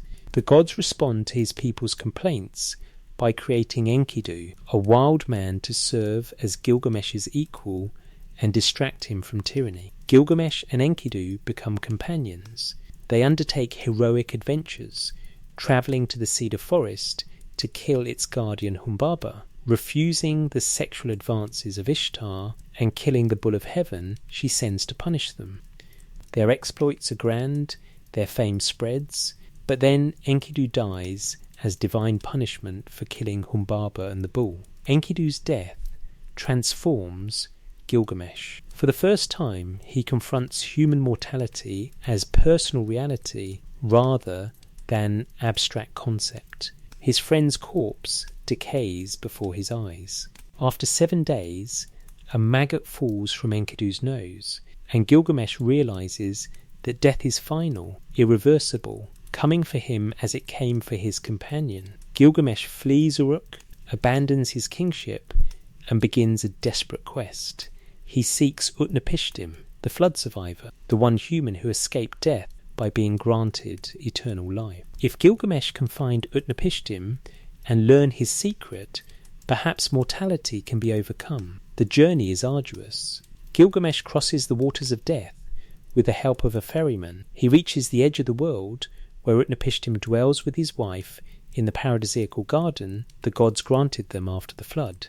And finally, Gilgamesh asks his question, how did you find eternal life? Utnapishtim's answer is Tablet C of the epic, the flood narrative. He tells Gilgamesh about the assembly of the gods, Ea's warning, the boat's construction, the 7-day storm, the landing on Mount Nimush, the birds sent out to test for dry land, the sacrifice that brought the gods swarming like flies. He explains that at the flood's conclusion, Enlil granted him and his wife immortality as unique, never to be repeated compensation. Gilgamesh listens to this story and understands its implications.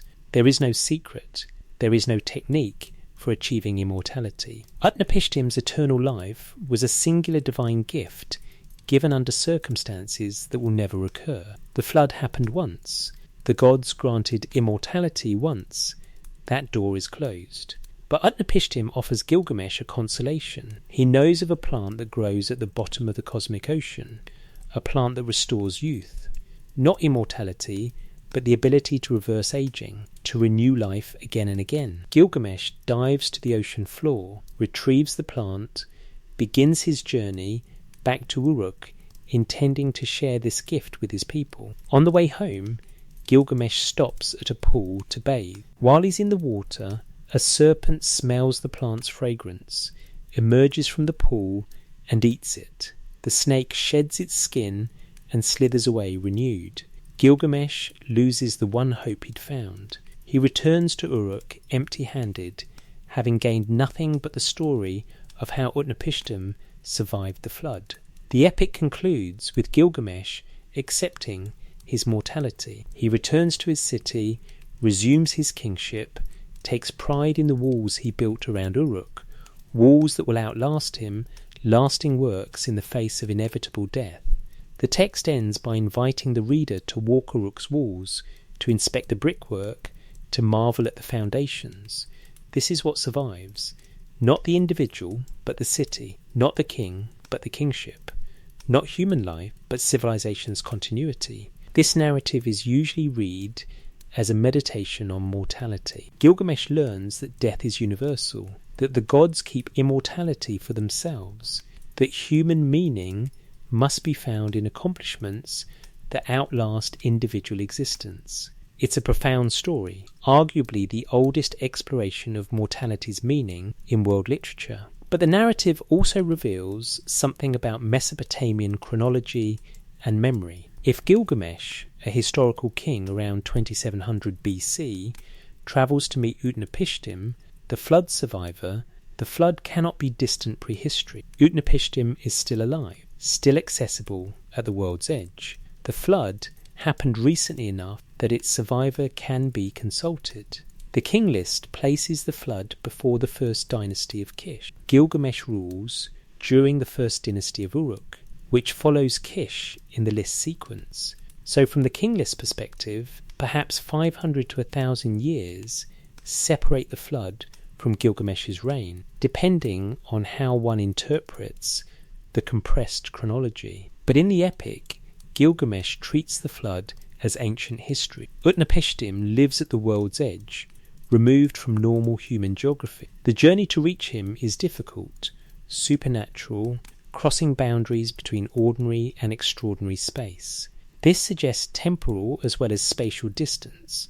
The flood is remote enough to be legendary, even though its survivor is still theoretically contactable. This creates a chronological puzzle. The king list preserves the flood as the critical boundary before which everything was different. The epic treats Gilgamesh as living long after the flood, but still able to seek its survivor. The Sumerian poem Gilgamesh and Aga portrays Gilgamesh interacting with Aga of Kish, whose dynasty supposedly received kingship immediately after the flood. These different texts place Gilgamesh at different temporal distances from the flood event. One solution: the flood was not a single event. Different catastrophes affected different cities at different times, and the tradition compressed these into one narrative flood while preserving multiple contradictory chronological placements. Another solution: the king list chronology is symbolic, not literal. The antediluvian section represents remote past, the post-flood section represents accessible history, and the boundary between them is conceptual rather than corresponding to a specific calendrical year. A third solution: Gilgamesh's quest to meet Utnapishtim is explicitly a journey out of normal time. By travelling to the edge of the world, Gilgamesh is travelling backward through the layers of creation, accessing a time that no longer exists in his present. Utnapishtim survives at the boundary between the antediluvian world and the current world, existing in both and neither. What's revealing is why Gilgamesh seeks Utnapishtim at all. He's not looking for flood wisdom or guidance on how to avoid future catastrophes. He's looking for personal immortality. He heard the tradition that one human escaped death, and he wants the same privilege. His quest is selfish, even narcissistic, the powerful king demanding exception from universal human fate. But the story he receives, the flood narrative, is not about individual salvation. It's about collective survival. Utnapishtim builds a boat large enough for his family, animals, craftsmen. He preserves the capacity for civilization to continue. His immortality is granted not for personal merit, but for performing a function, ensuring humanity doesn't go extinct, ensuring knowledge transfers across the catastrophe. Gilgamesh misunderstands what he's seeking. He wants Utnapishtim's reward without understanding Utnapishtim's role. He wants eternal life without accepting the responsibility of being a knowledge keeper, a tradition bearer, a civilization preserver. And so he fails. The plant is stolen. The secret proves unattainable. He returns to Uruk with nothing but a story, yet the story is what survives.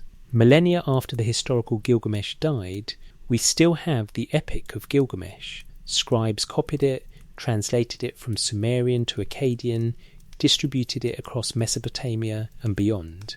It was found in the library of Ashurbanipal in Nineveh, among the Amarna letters in Egypt, in the Hittite archives in Anatolia. The story spread wherever cuneiform writing spread, carried by scribes who recognized its importance. And embedded in that story is the flood narrative. Anyone who read or heard the Epic of Gilgamesh learned about Utnapishtim, the boat, the 7-day storm, the divine regret, the granting of immortality. The tradition was preserved not in specialized religious texts, but in popular literature, in the most famous story of the ancient Near East. This suggests deliberate cultural strategy. The flood tradition needed to survive because it contained essential information that catastrophe had happened before, that survival was possible through proper preparation, that knowledge must be preserved through transitions, that civilization could restart if survivors maintained the pattern. By embedding the flood story in Gilgamesh's quest narrative, the tradition ensured its own transmission. Entertainment carries information that pure documentation might not. People copy and recite texts they enjoy. They memorize stories with compelling characters and dramatic action. The flood narrative survives because it's nested inside the Gilgamesh story, and the Gilgamesh story survives because people wanted to hear it. Gilgamesh returns to Uruk having failed in his personal quest, but succeeded in something more important. He brings back the knowledge that mortality is universal, that meaning comes from building things that outlast individuals, that the walls around Uruk will survive when their builder does not. This knowledge, humility in the face of death, pride in lasting works, acceptance of human limits, this is what sustains civilization across generations. The historical Gilgamesh probably did build Uruk's walls. Archaeological evidence confirms major construction projects during the early dynastic period.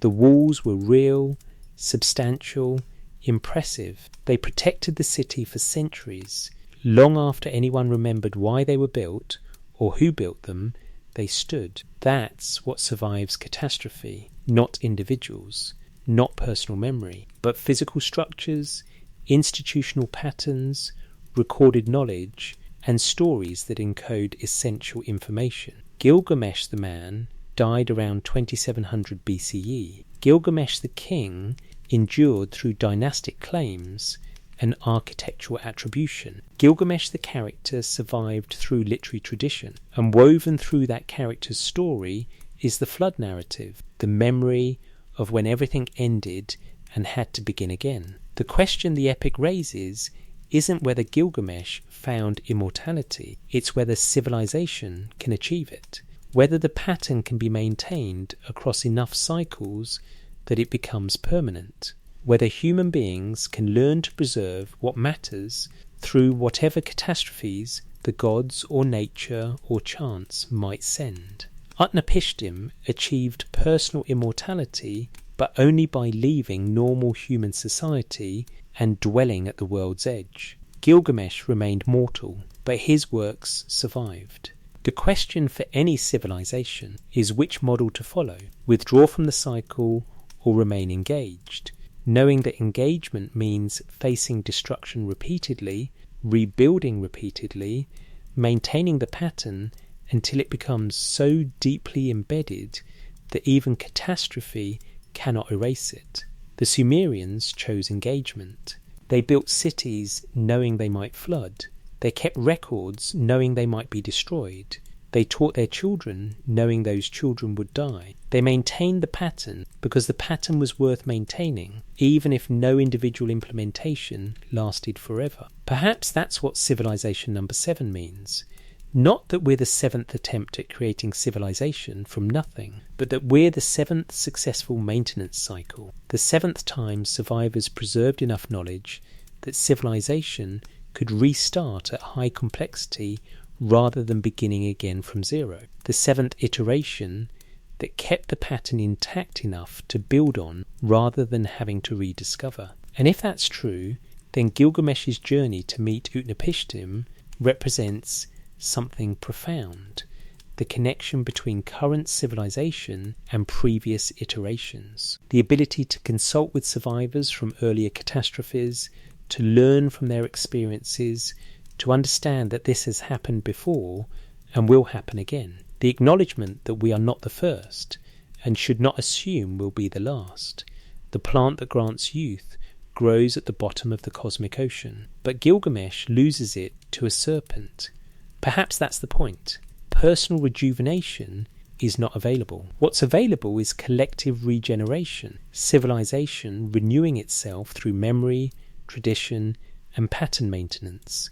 The serpent sheds its skin and emerges renewed. So too civilization sheds its failed iterations and emerges in new forms, but following old patterns, guided by survivors who remember what worked before. What Berossus remembered.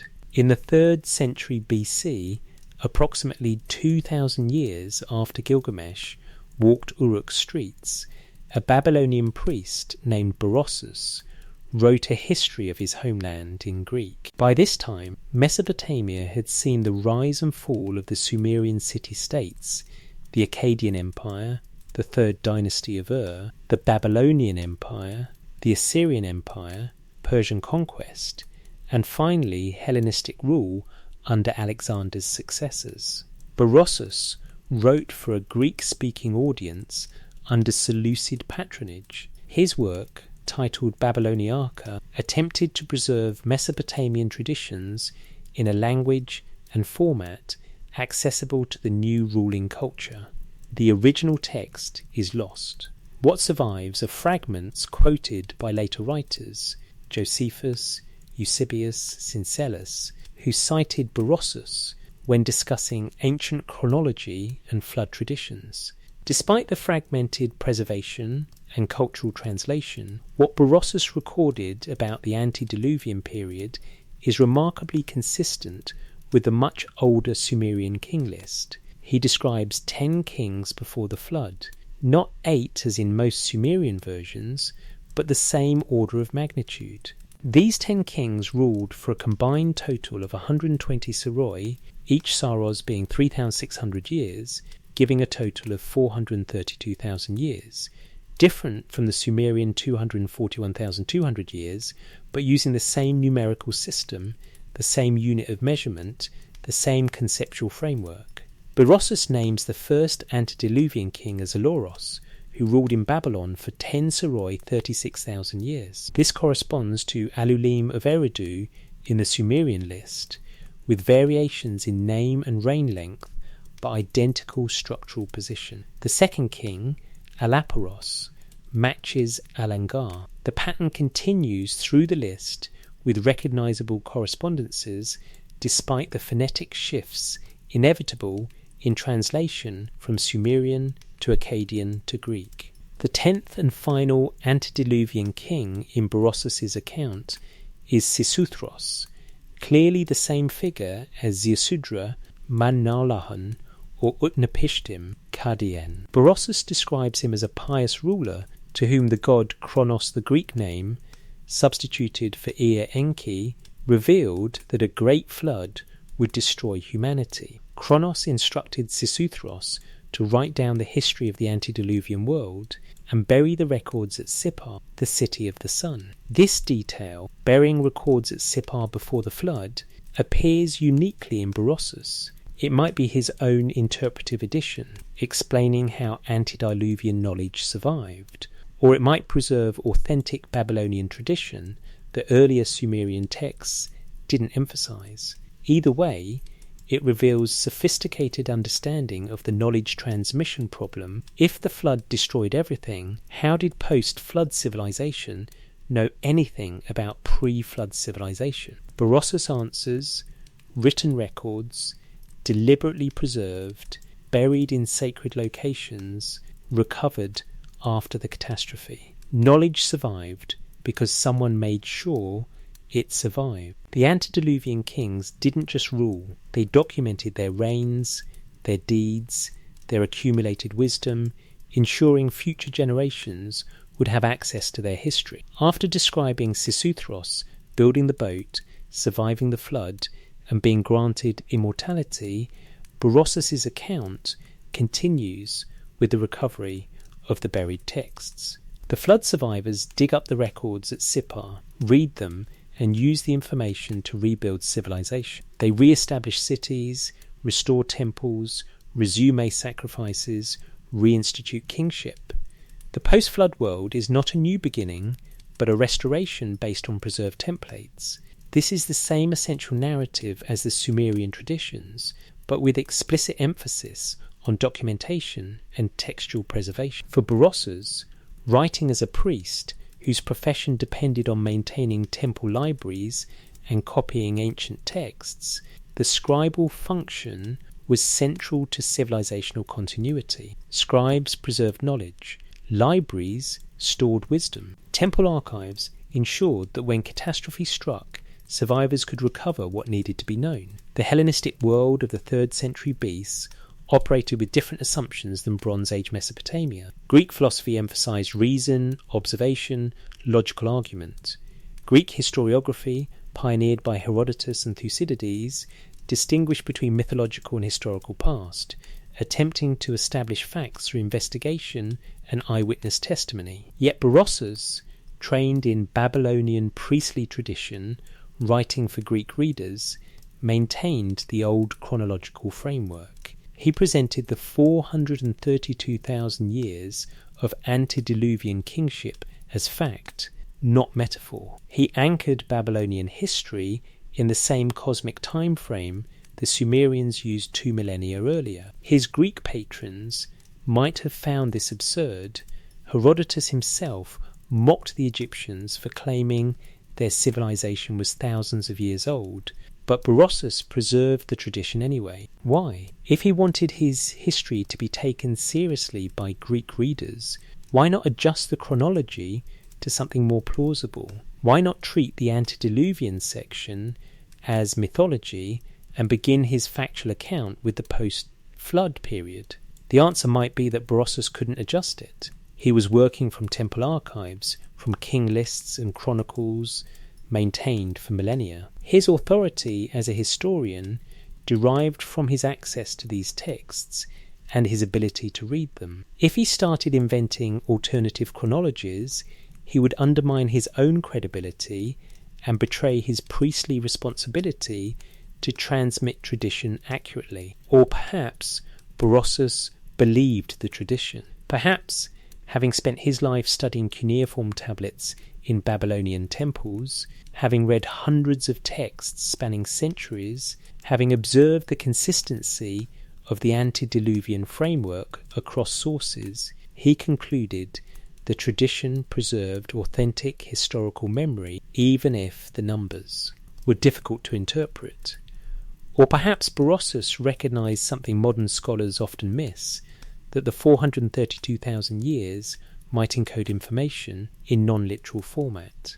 Ancient Near Eastern scribes were comfortable with multiple registers of meaning. A text could be historically accurate, symbolically significant, mathematically structured, and theologically meaningful simultaneously. The antediluvian numbers might be literally false, but informationally true, communicating something about time, cycles, cosmic structure, or astronomical periods in numerical form. The number 432,000 has interesting properties. It's 120 3600, 12 squared times 10 squared. It's divisible by many significant Mesopotamian numbers, 60, 360, 3600.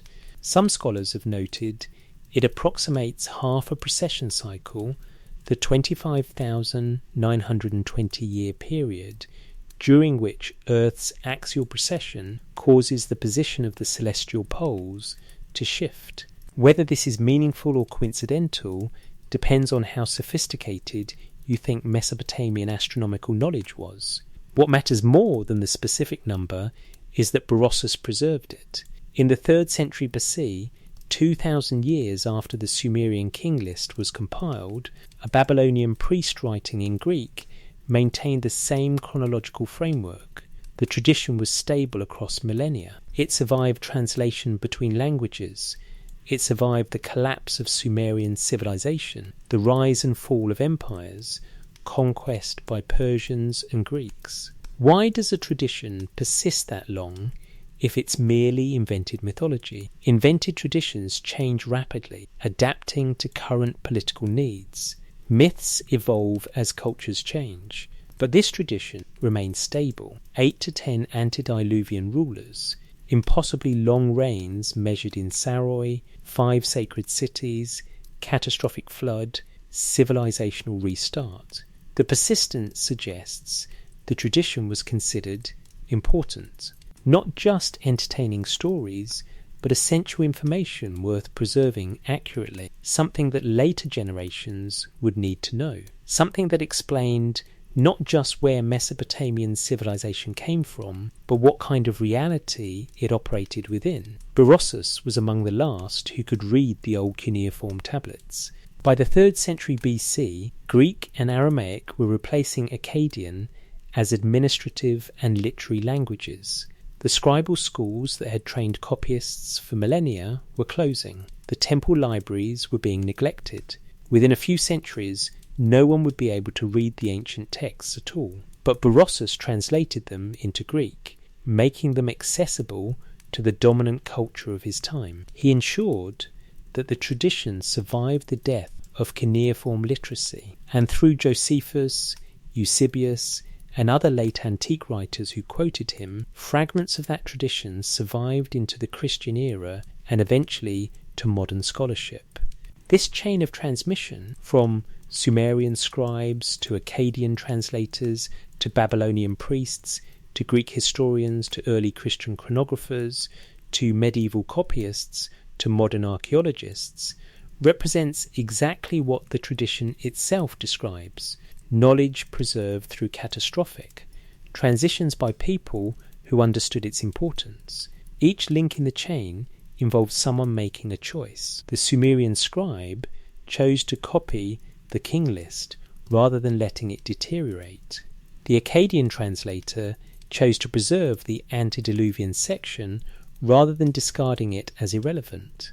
Berossus chose to include it in his Greek history rather than starting with more plausible material. Josephus chose to quote it rather than dismissing it as absurd.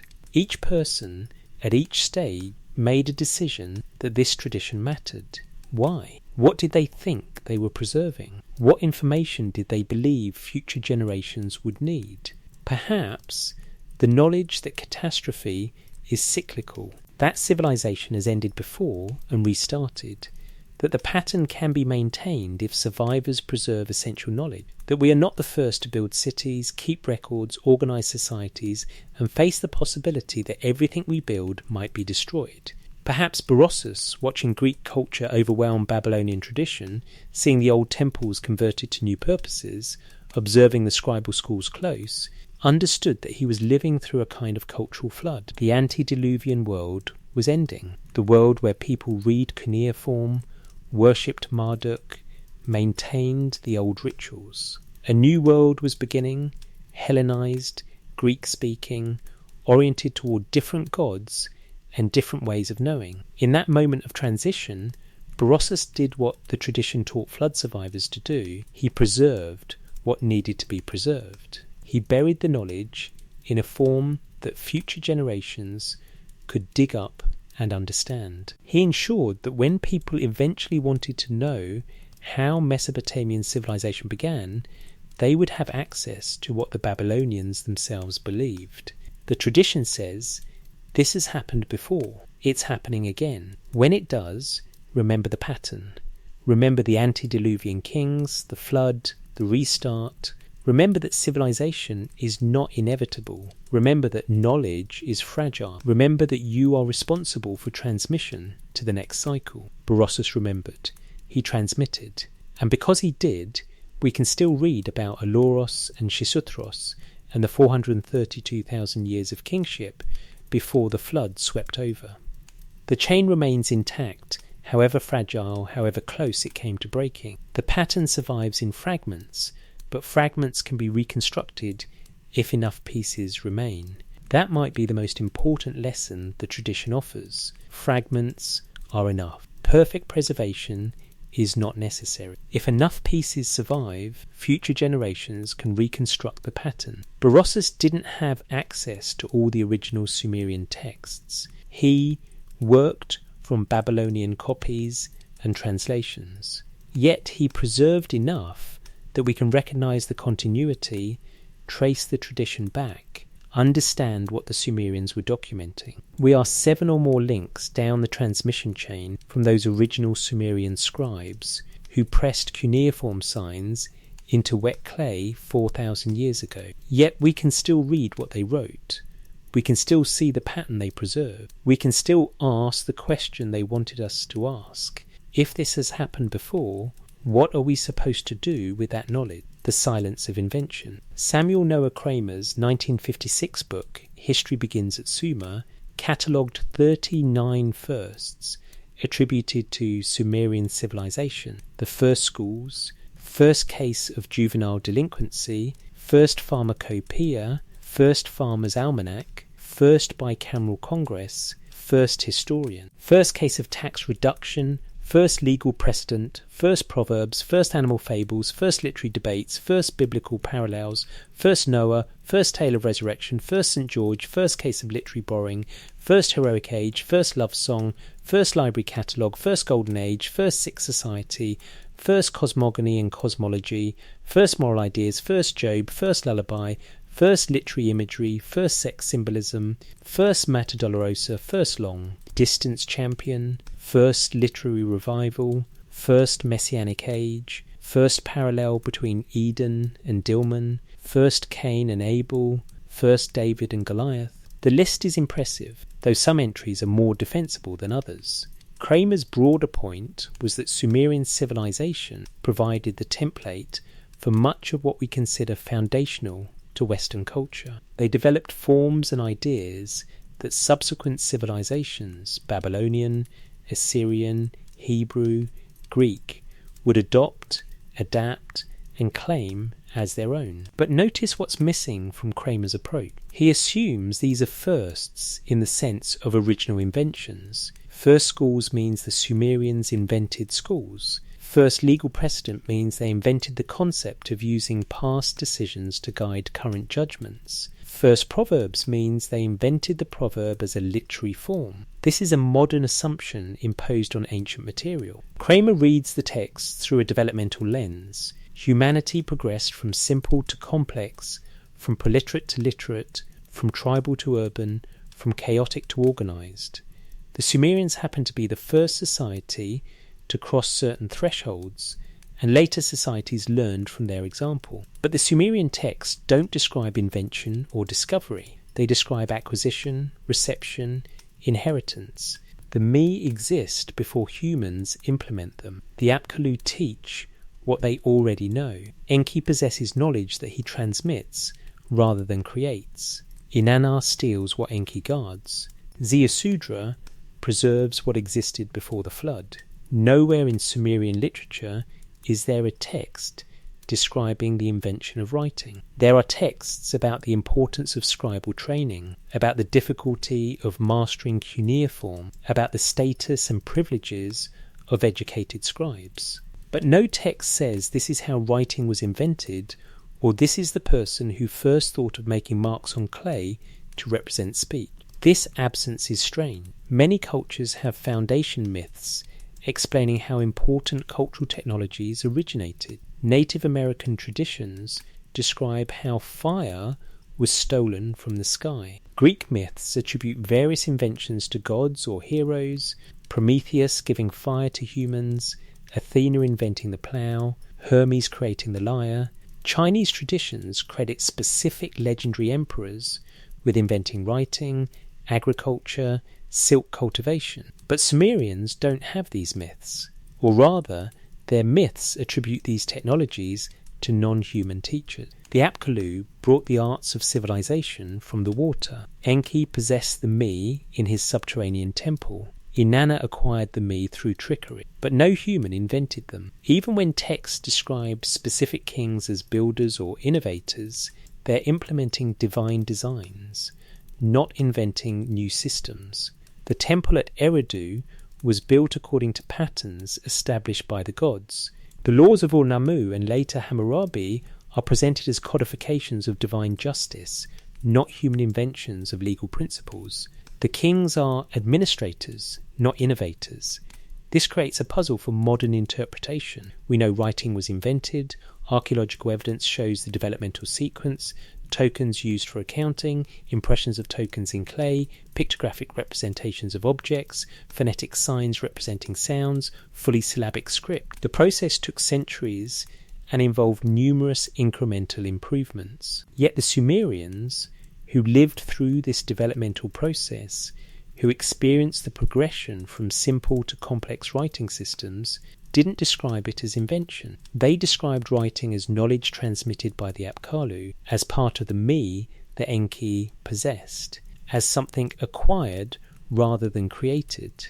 Why would they frame it this way? Several possibilities suggest themselves. First, cultural memory may have attributed writing to an earlier source that was lost or forgotten. If an earlier civilization, the Ubaid culture, or a yet earlier population used some form of graphic communication that the Sumerians encountered and developed further, they might have remembered it as taught rather than invented. The development would still be real, but the cultural memory would attribute the origin elsewhere. Second, the teacher-student transmission model reflects how knowledge actually spreads. No individual invents writing from scratch. Each generation of scribes learns from the previous generation, adding small improvements, but always working within an inherited system. From any individual scribe's perspective, writing is something they learned, not something they created. Generations of scribes experiencing writing as inherited knowledge could produce a cultural framework where all knowledge is understood as inherited. Third, attributing knowledge to divine or non-human sources provides stability and authority. If writing is a human invention, it can be changed by human decision. If writing is part of the cosmic me taught by the Apkallu and guarded by Enki, it has divine sanction and should not be altered. The attribution functions as intellectual property protection, ensuring the system maintains consistency across time and space. Fourth, the Sumerians might have understood something we've forgotten. Perhaps invention as we conceive it, individual creativity producing genuinely new ideas, is not how complex cultural systems actually develop. Perhaps all human culture is recombination of pre-existing elements, patterns that emerge from constraints rather than conscious design. Perhaps the Sumerian framework is more accurate than our modern assumption of innovation. This last possibility is worth exploring. When we examine historical inventions, they're almost never entirely new. They recombine existing elements in novel ways. The printing press combines wine press technology with metallurgy and ink chemistry. The computer combines logic, electrical engineering, and mathematics. Even revolutionary scientific theories build on previous frameworks, data, and instruments. True creation from nothing may not be how human knowledge works. We're always inheriting vast frameworks of language, mathematics, tool use, social organisation, and building incrementally within those frameworks. From that perspective, the Sumerian model is accurate.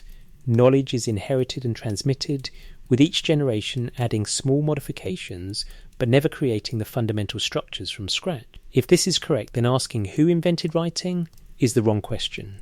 Writing emerged from the accumulated practice of thousands of anonymous accountants, merchants, temple administrators, and scribes, each contributing small improvements to systems inherited from predecessors. No individual invented it, because invention was a collective, incremental process occurring over generations. The Sumerians encoded this understanding in their attribution to the Apkallu. Instead of claiming we invented writing, which would be false, no individual Sumerian invented writing, they said writing was taught to us by the Apkallu, which is functionally accurate. The knowledge came from before, was transmitted across generations, was learned rather than invented. This same pattern applies to every other first on Kramer's list. Did Sumerians invent schools? Or did the need to train scribes in complex writing systems inevitably produce institutions we recognise as schools? Did Sumerians invent laws? Or did the need to organise city-states with thousands of inhabitants inevitably produce codified rules we recognise as legal systems? Perhaps the Sumerians didn't invent these things at all. Perhaps they discovered them, recognising patterns inherent in social organisation, implementing structures that emerge naturally when populations reach certain thresholds.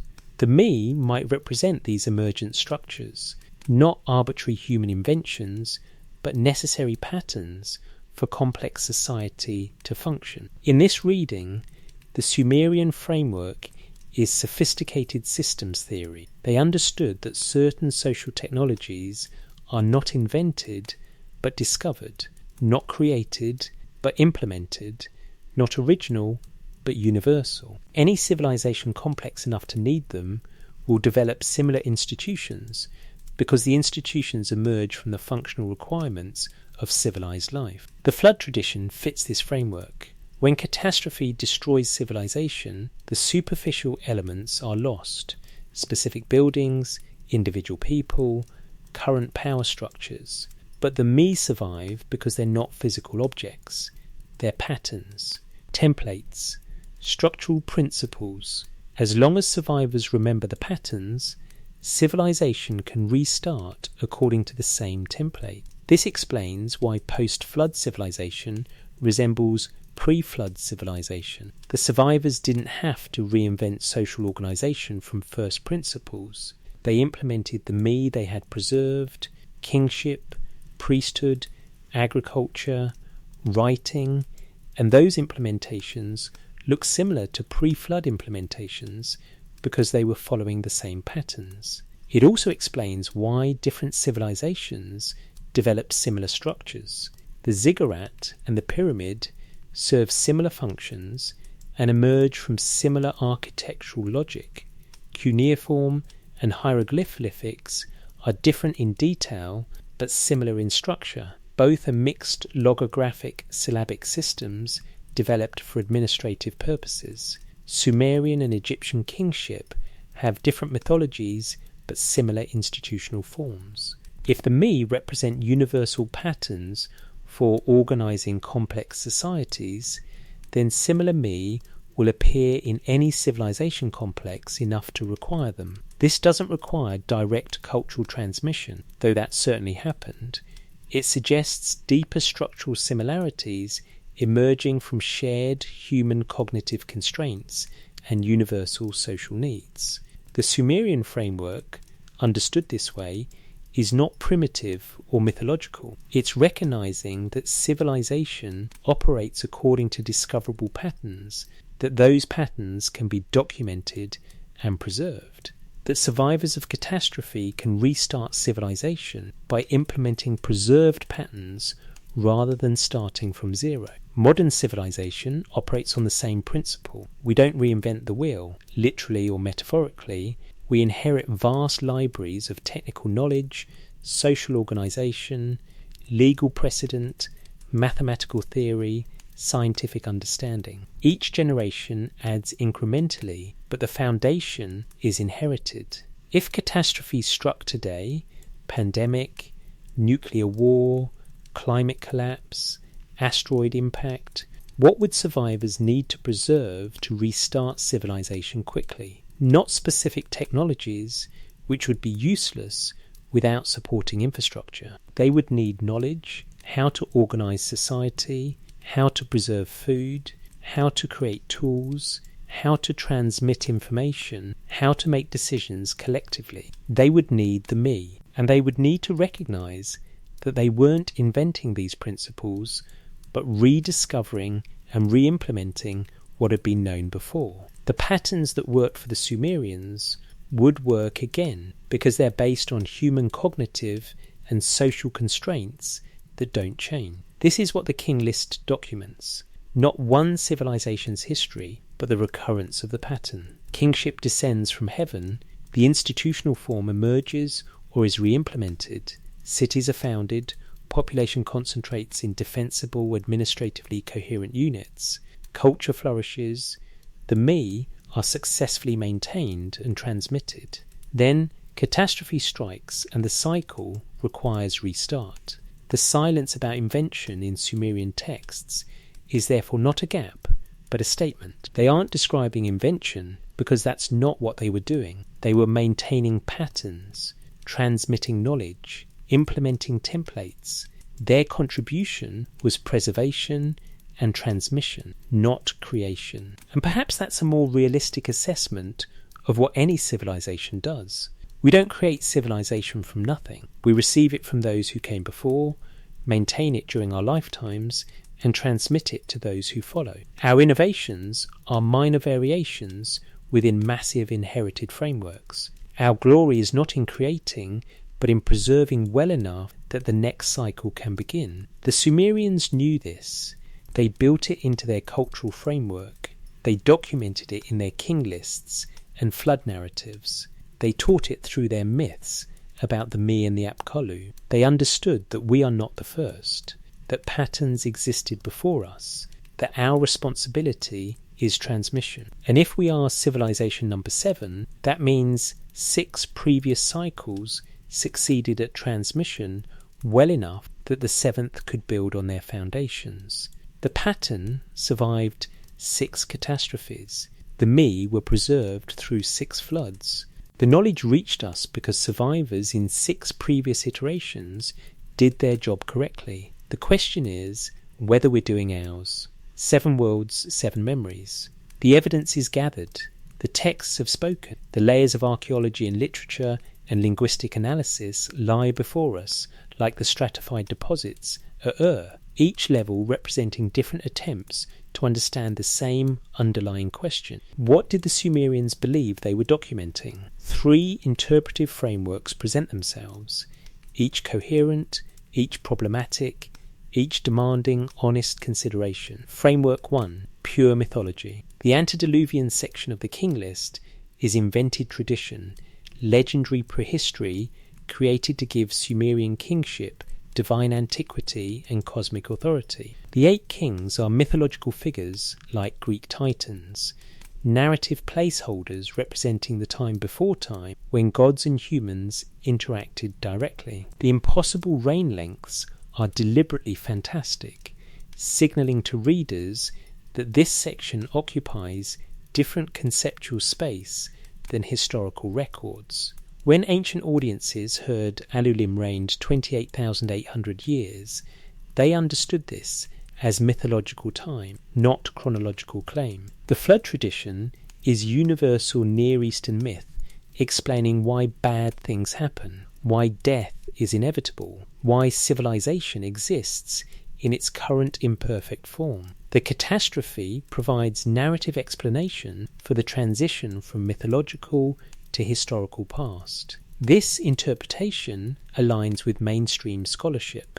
It fits patterns seen in other ancient cultures, Greeks placing their history after Deucalion's flood, Chinese traditions describing sage emperors before the historical dynasties, Hindu texts dividing time into vast cosmic ages preceding the current era. Evidence supporting this framework, multiple flood traditions across cultures, suggest shared mythological structure rather than historical memory. The mathematical regularity of antediluvian reign lengths suggests symbolic construction rather than recorded facts. The absence of archaeological evidence for civilization ending floods. The implausibility of 28,800-year reigns by any measurement standard. Problems with this framework: it doesn't explain the consistency of the tradition across millennia. Invented mythologies change rapidly, adapting to political needs of current rulers. The king list maintained the same impossible numbers, same structural formula, same antediluvian section, even when kings had obvious incentives to modify the tradition to support their claims. It doesn't explain why the flood serves as absolute chronological boundary in all Mesopotamian historical texts. It requires assuming scribes who are mathematically sophisticated and administratively precise somehow confused mythology with documentation when compiling king lists. Framework 2. Symbolic/philosophical encoding. The antediluvian section encodes knowledge in numerical and narrative form. The 241,200 years represent astronomical cycles, calendrical periods, or mathematical relationships significant to Mesopotamian science. The 8 kings symbolize cosmic principles or stages of development. The flood represents epistemological boundary, the limit of recoverable historical knowledge. Everything before the flood is by definition unknowable because the flood destroyed the evidence. The antediluvian section acknowledges this limit while preserving whatever fragmentary memories survived. The tradition functions as philosophical statement about the nature of time, the fragility of knowledge, the cyclical pattern of order and chaos. It's not meant to be historically accurate, but conceptually true, capturing patterns that transcend specific historical events. This interpretation appeals to scholars who recognize sophistication in Mesopotamian thought but resist literal readings. It acknowledges the tradition's importance while maintaining critical distance from its face value claims.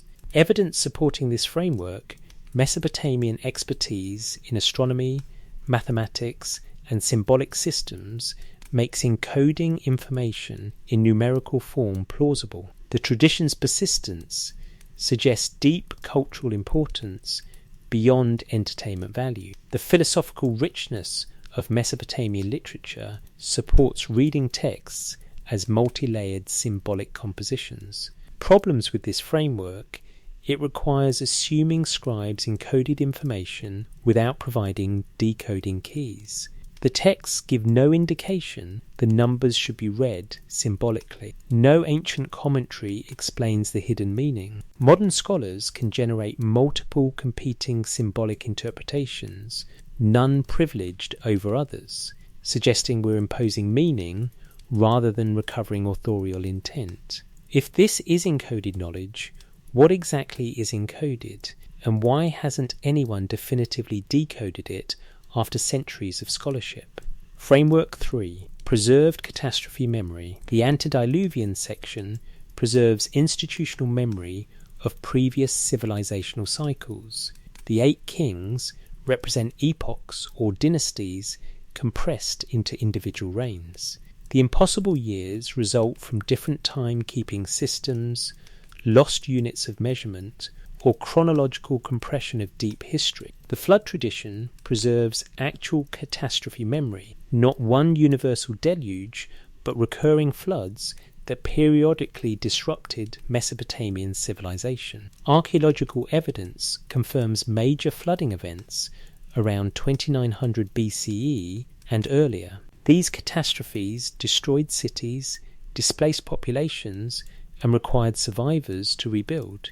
The pattern documented in the King List, antediluvian civilization, catastrophic flood, post-flood restart, occurred multiple times across millennia. Each iteration involved survivors preserving knowledge, transmitting cultural patterns, re-implementing successful organizational structures.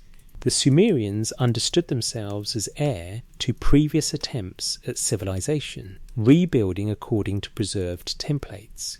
This interpretation takes the texts seriously as historical documentation, while acknowledging the numbers are not literal. It recognizes that pre-literate history could be preserved in oral tradition and later documented with temporal distortions.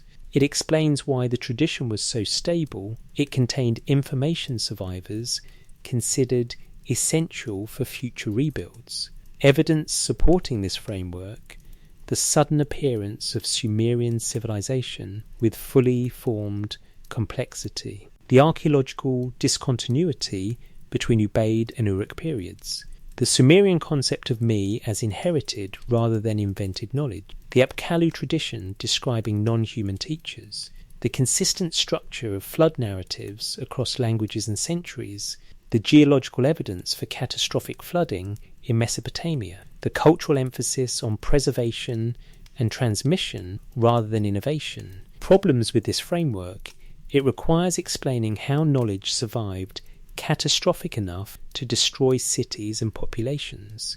It struggles with the 241,200 year total, even allowing for chronological compression or different measurement units. It risks sliding into speculation about lost civilizations for which there's no archaeological evidence. It requires taking seriously ancient claims that modern scholarship has dismissed as mythology. None of these frameworks is entirely satisfying. Each explains some evidence while leaving other evidence problematic. Each is coherent internally but requires accepting assumptions that may not be justified. Perhaps the most honest conclusion is uncertainty. We don't know what the Sumerian scribes believed they were documenting because we cannot access their assumptions, their conceptual frameworks, their understanding of what constituted valid historical knowledge. What we can say with confidence: the Sumerian king list was compiled and recopied across centuries, maintaining consistent structure despite political changes. The antediluvian section was important enough to preserve on dedicated tablets. The flood tradition appeared across multiple genres, king lists, epics, wisdom literature, suggesting it was foundational to Mesopotamian historical consciousness. The Sumerians conceptualized civilization as inherited rather than invented. Knowledge came from the Apkallu, the me existed before their implementation. Writing was taught rather than discovered. Their cultural memory emphasized preservation and transmission over innovation and development.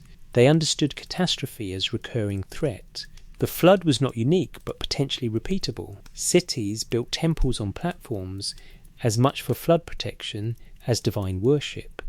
Divination focused heavily on predicting disaster. Cultural transmission was urgent because the next catastrophe could come at any time. They succeeded at transmission. 4,000 years later, we can read their tablets, understand their language, reconstruct their history. The patterns survived. The knowledge reached us.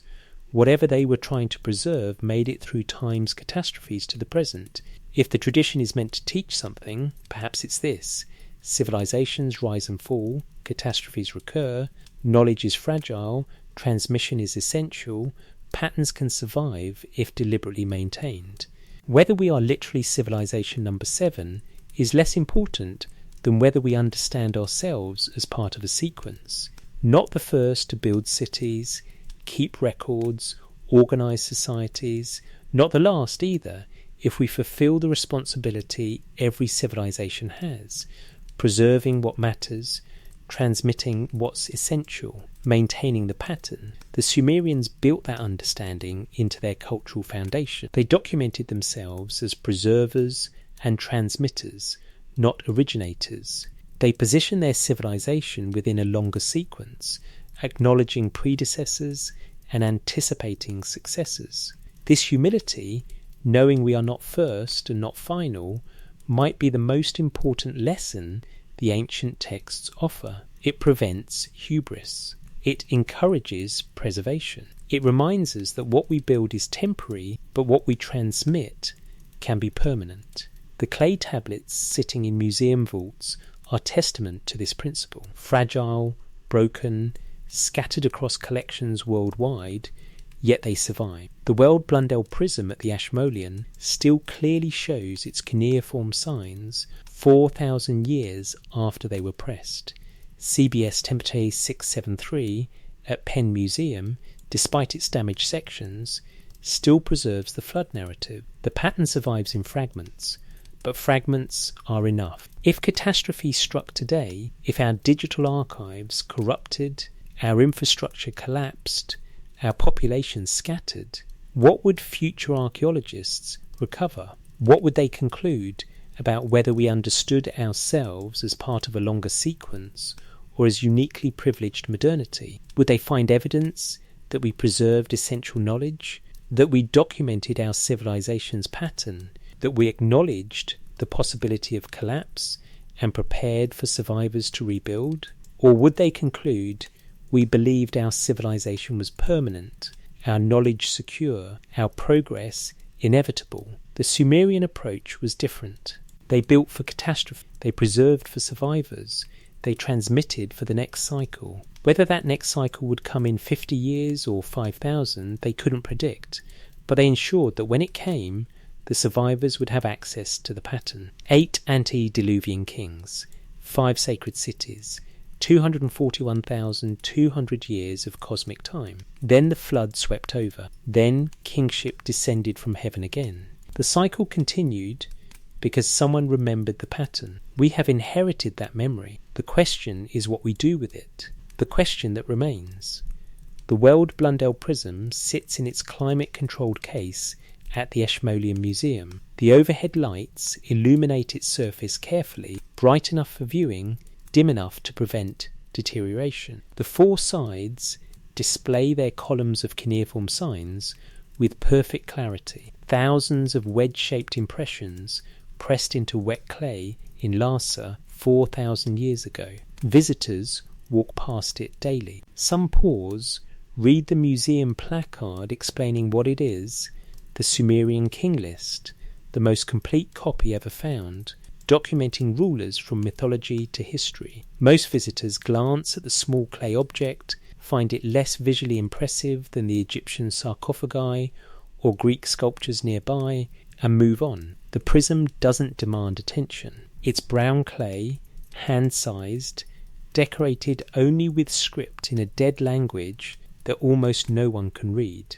It doesn't gleam like the golden artifacts in the treasure rooms. It doesn't tower like the monumental stone sculptures.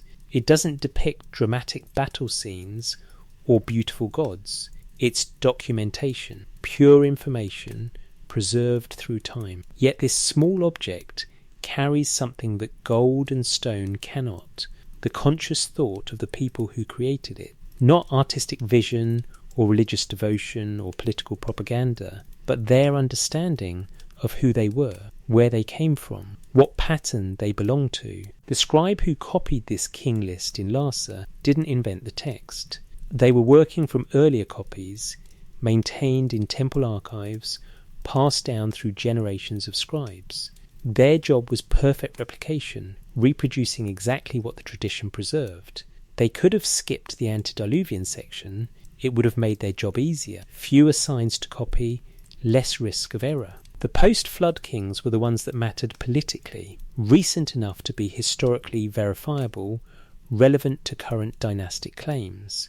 The antediluvian rulers were remote, mythological, impossible, but the scribe included them, copied every name, every reign length, every formula, preserved the pattern complete. Why? Because this was knowledge that needed to survive, because the tradition was more important than convenience, because someone, somewhere in the future, might need to know that kingship had descended from heaven before, that cities had existed before the flood, that civilization had restarted according to patterns that survivors preserved. That future is now. We are the ones reading what the ancient scribe copied. We are the ones trying to understand what they thought they were documenting. We are the ones asking whether their framework captures something true. Are we civilization number 7? Literally, probably not. The arithmetic doesn't work. The archaeology doesn't support 7 sequential civilization, destroying catastrophes followed by complete rebuilds. If we take 7 as precise count, the framework fails. But if we take 7 as symbolic, as multiple, as many times, as this has happened repeatedly, the framework becomes more defensible. Human civilization has experienced catastrophic disruptions. Ice ages, climate shifts, volcanic eruptions, earthquakes, floods, droughts, epidemics, migrations, collapses. The archaeological record shows discontinuities, abandoned settlements, population crashes, technological losses. Most regions developed civilization multiple times. Egypt's pharaonic civilization followed earlier Neolithic settlements and was followed by later Islamic civilization, different languages, religions, political systems, but always on the Nile. Mesopotamia saw Sumerians, Akkadians, Babylonians, Assyrians, Persians, Greeks, Arabs, each building on and transforming what came before. China experienced dynastic cycles and invasions, but maintained cultural continuity. Mesoamerica had Olmec, Maya, Toltec, Aztec, each distinct, each building on earlier achievements. From this perspective, we are not civilization number 1, or even civilization number 7. We are civilization number innumerable, one iteration in a long sequence of human attempts to organize complex societies, each one building on preserved knowledge from previous attempts, each one contributing new developments, each one facing the possibility of catastrophic disruption. The Sumerian insight wasn't mathematical precision about exactly how many times this had happened. It was recognizing the pattern, civilization emerges, flourishes, faces catastrophe, transmits knowledge to survivors, restarts. The cycle has occurred many times. It will likely occur again. The question is always whether survivors preserve enough to rebuild effectively. The king list documents successful transmission. After the flood, kingship descended again. The pattern survived. The me were preserved. Cities were re-established. Civilization continued. This represents success, not avoiding catastrophe, which may be impossible, but maintaining continuity through catastrophe. We face different catastrophes than the Sumerians. Our cities flood less often, though rising sea levels may change this. Our primary existential threats are climate change, nuclear weapons, engineered pandemics, artificial intelligence, ecological collapse, modern problems requiring modern solutions.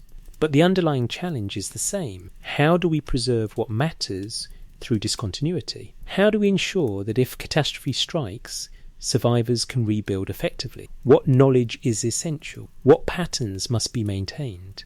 How do we transmit across the gap that catastrophe creates? The Sumerians answered by building redundancy. They copied texts obsessively. They established scribal schools across many cities.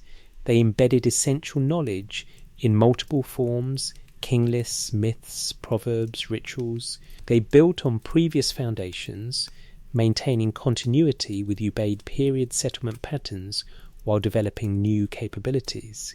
They understood themselves as transmitters in a long chain. We have different tools. Digital storage can preserve vast quantities of information. Global networks allow rapid information distribution. Multiple independent archives can back up each other. We can document our civilization's technical achievements, cultural patterns, philosophical insights in forms that might survive technological disruption. But digital archives are fragile. Electromagnetic pulses could erase them. Format obsolescence could render them unreadable. Infrastructure collapse could eliminate the technology needed to access them. Physical media, paper, stone, metal, remains more reliable across centuries than any digital format. The Sumerians wrote on clay. Fired clay is virtually indestructible. Buried for 4,000 years, exposed to moisture and temperature changes, broken and scattered, clay tablets survive. The wedges pressed into their surfaces remain perfectly legible. No power source is needed to read them. No special equipment is required beyond knowledge of the script. This is robust information storage. The medium is the durability. If we wanted to preserve essential information for post-catastrophe survivors, what would we save? Not everything. Storage has limits. Not specialized technical knowledge that requires extensive infrastructure to implement, but the patterns, how to organize society, how to preserve food, how to make decisions collectively, how to transmit knowledge across generations, how to avoid common failure modes, the me, in other words, the essential structures that make civilization function, preserved in forms that could survive catastrophe and remain accessible to survivors with basic literacy. Perhaps that's what the Sumerian king list really is, a template for civilizational restart. It shows that kingship political authority descends from heaven, merges from social necessity, or is re-implemented from preserved knowledge. It shows that this has happened multiple times, diluvian and post-flood, with many dynasties afterward. It shows that catastrophe interrupts, but doesn't permanently destroy the pattern. It shows that the sequence continues, will continue, requires continuing. The question that remains is not whether the antediluvian kings literally lived for 28,800 years. That question admits of no satisfying answer. The mathematics is impossible, the chronology is compressed, the literal reading fails.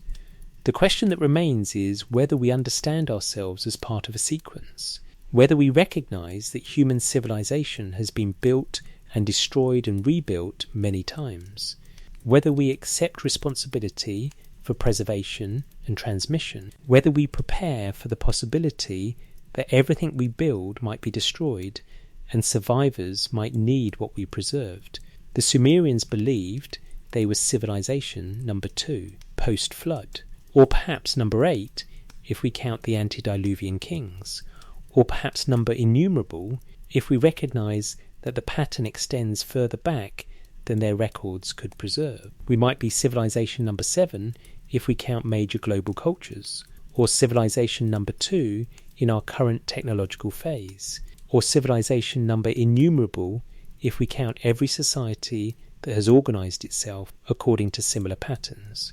The precise number doesn't matter. What matters is recognizing the pattern, understanding that we are not unique, accepting that we are not permanent, preparing for the possibility that survivors will need to rebuild.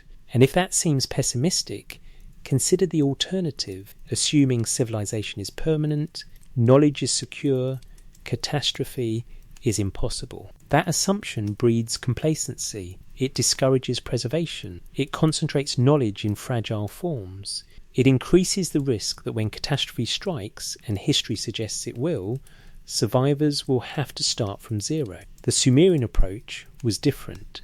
Prepare for catastrophe. Preserve essential knowledge. Maintain the pattern. Accept that this has happened before and will happen again. Ensure that when it does, survivors have access to what they need. This is not pessimism. This is robust optimism. It's confidence that human civilization can survive catastrophe if we prepare properly, that the pattern is stronger than individual implementations. That knowledge, carefully preserved, transcends the civilizations that created it.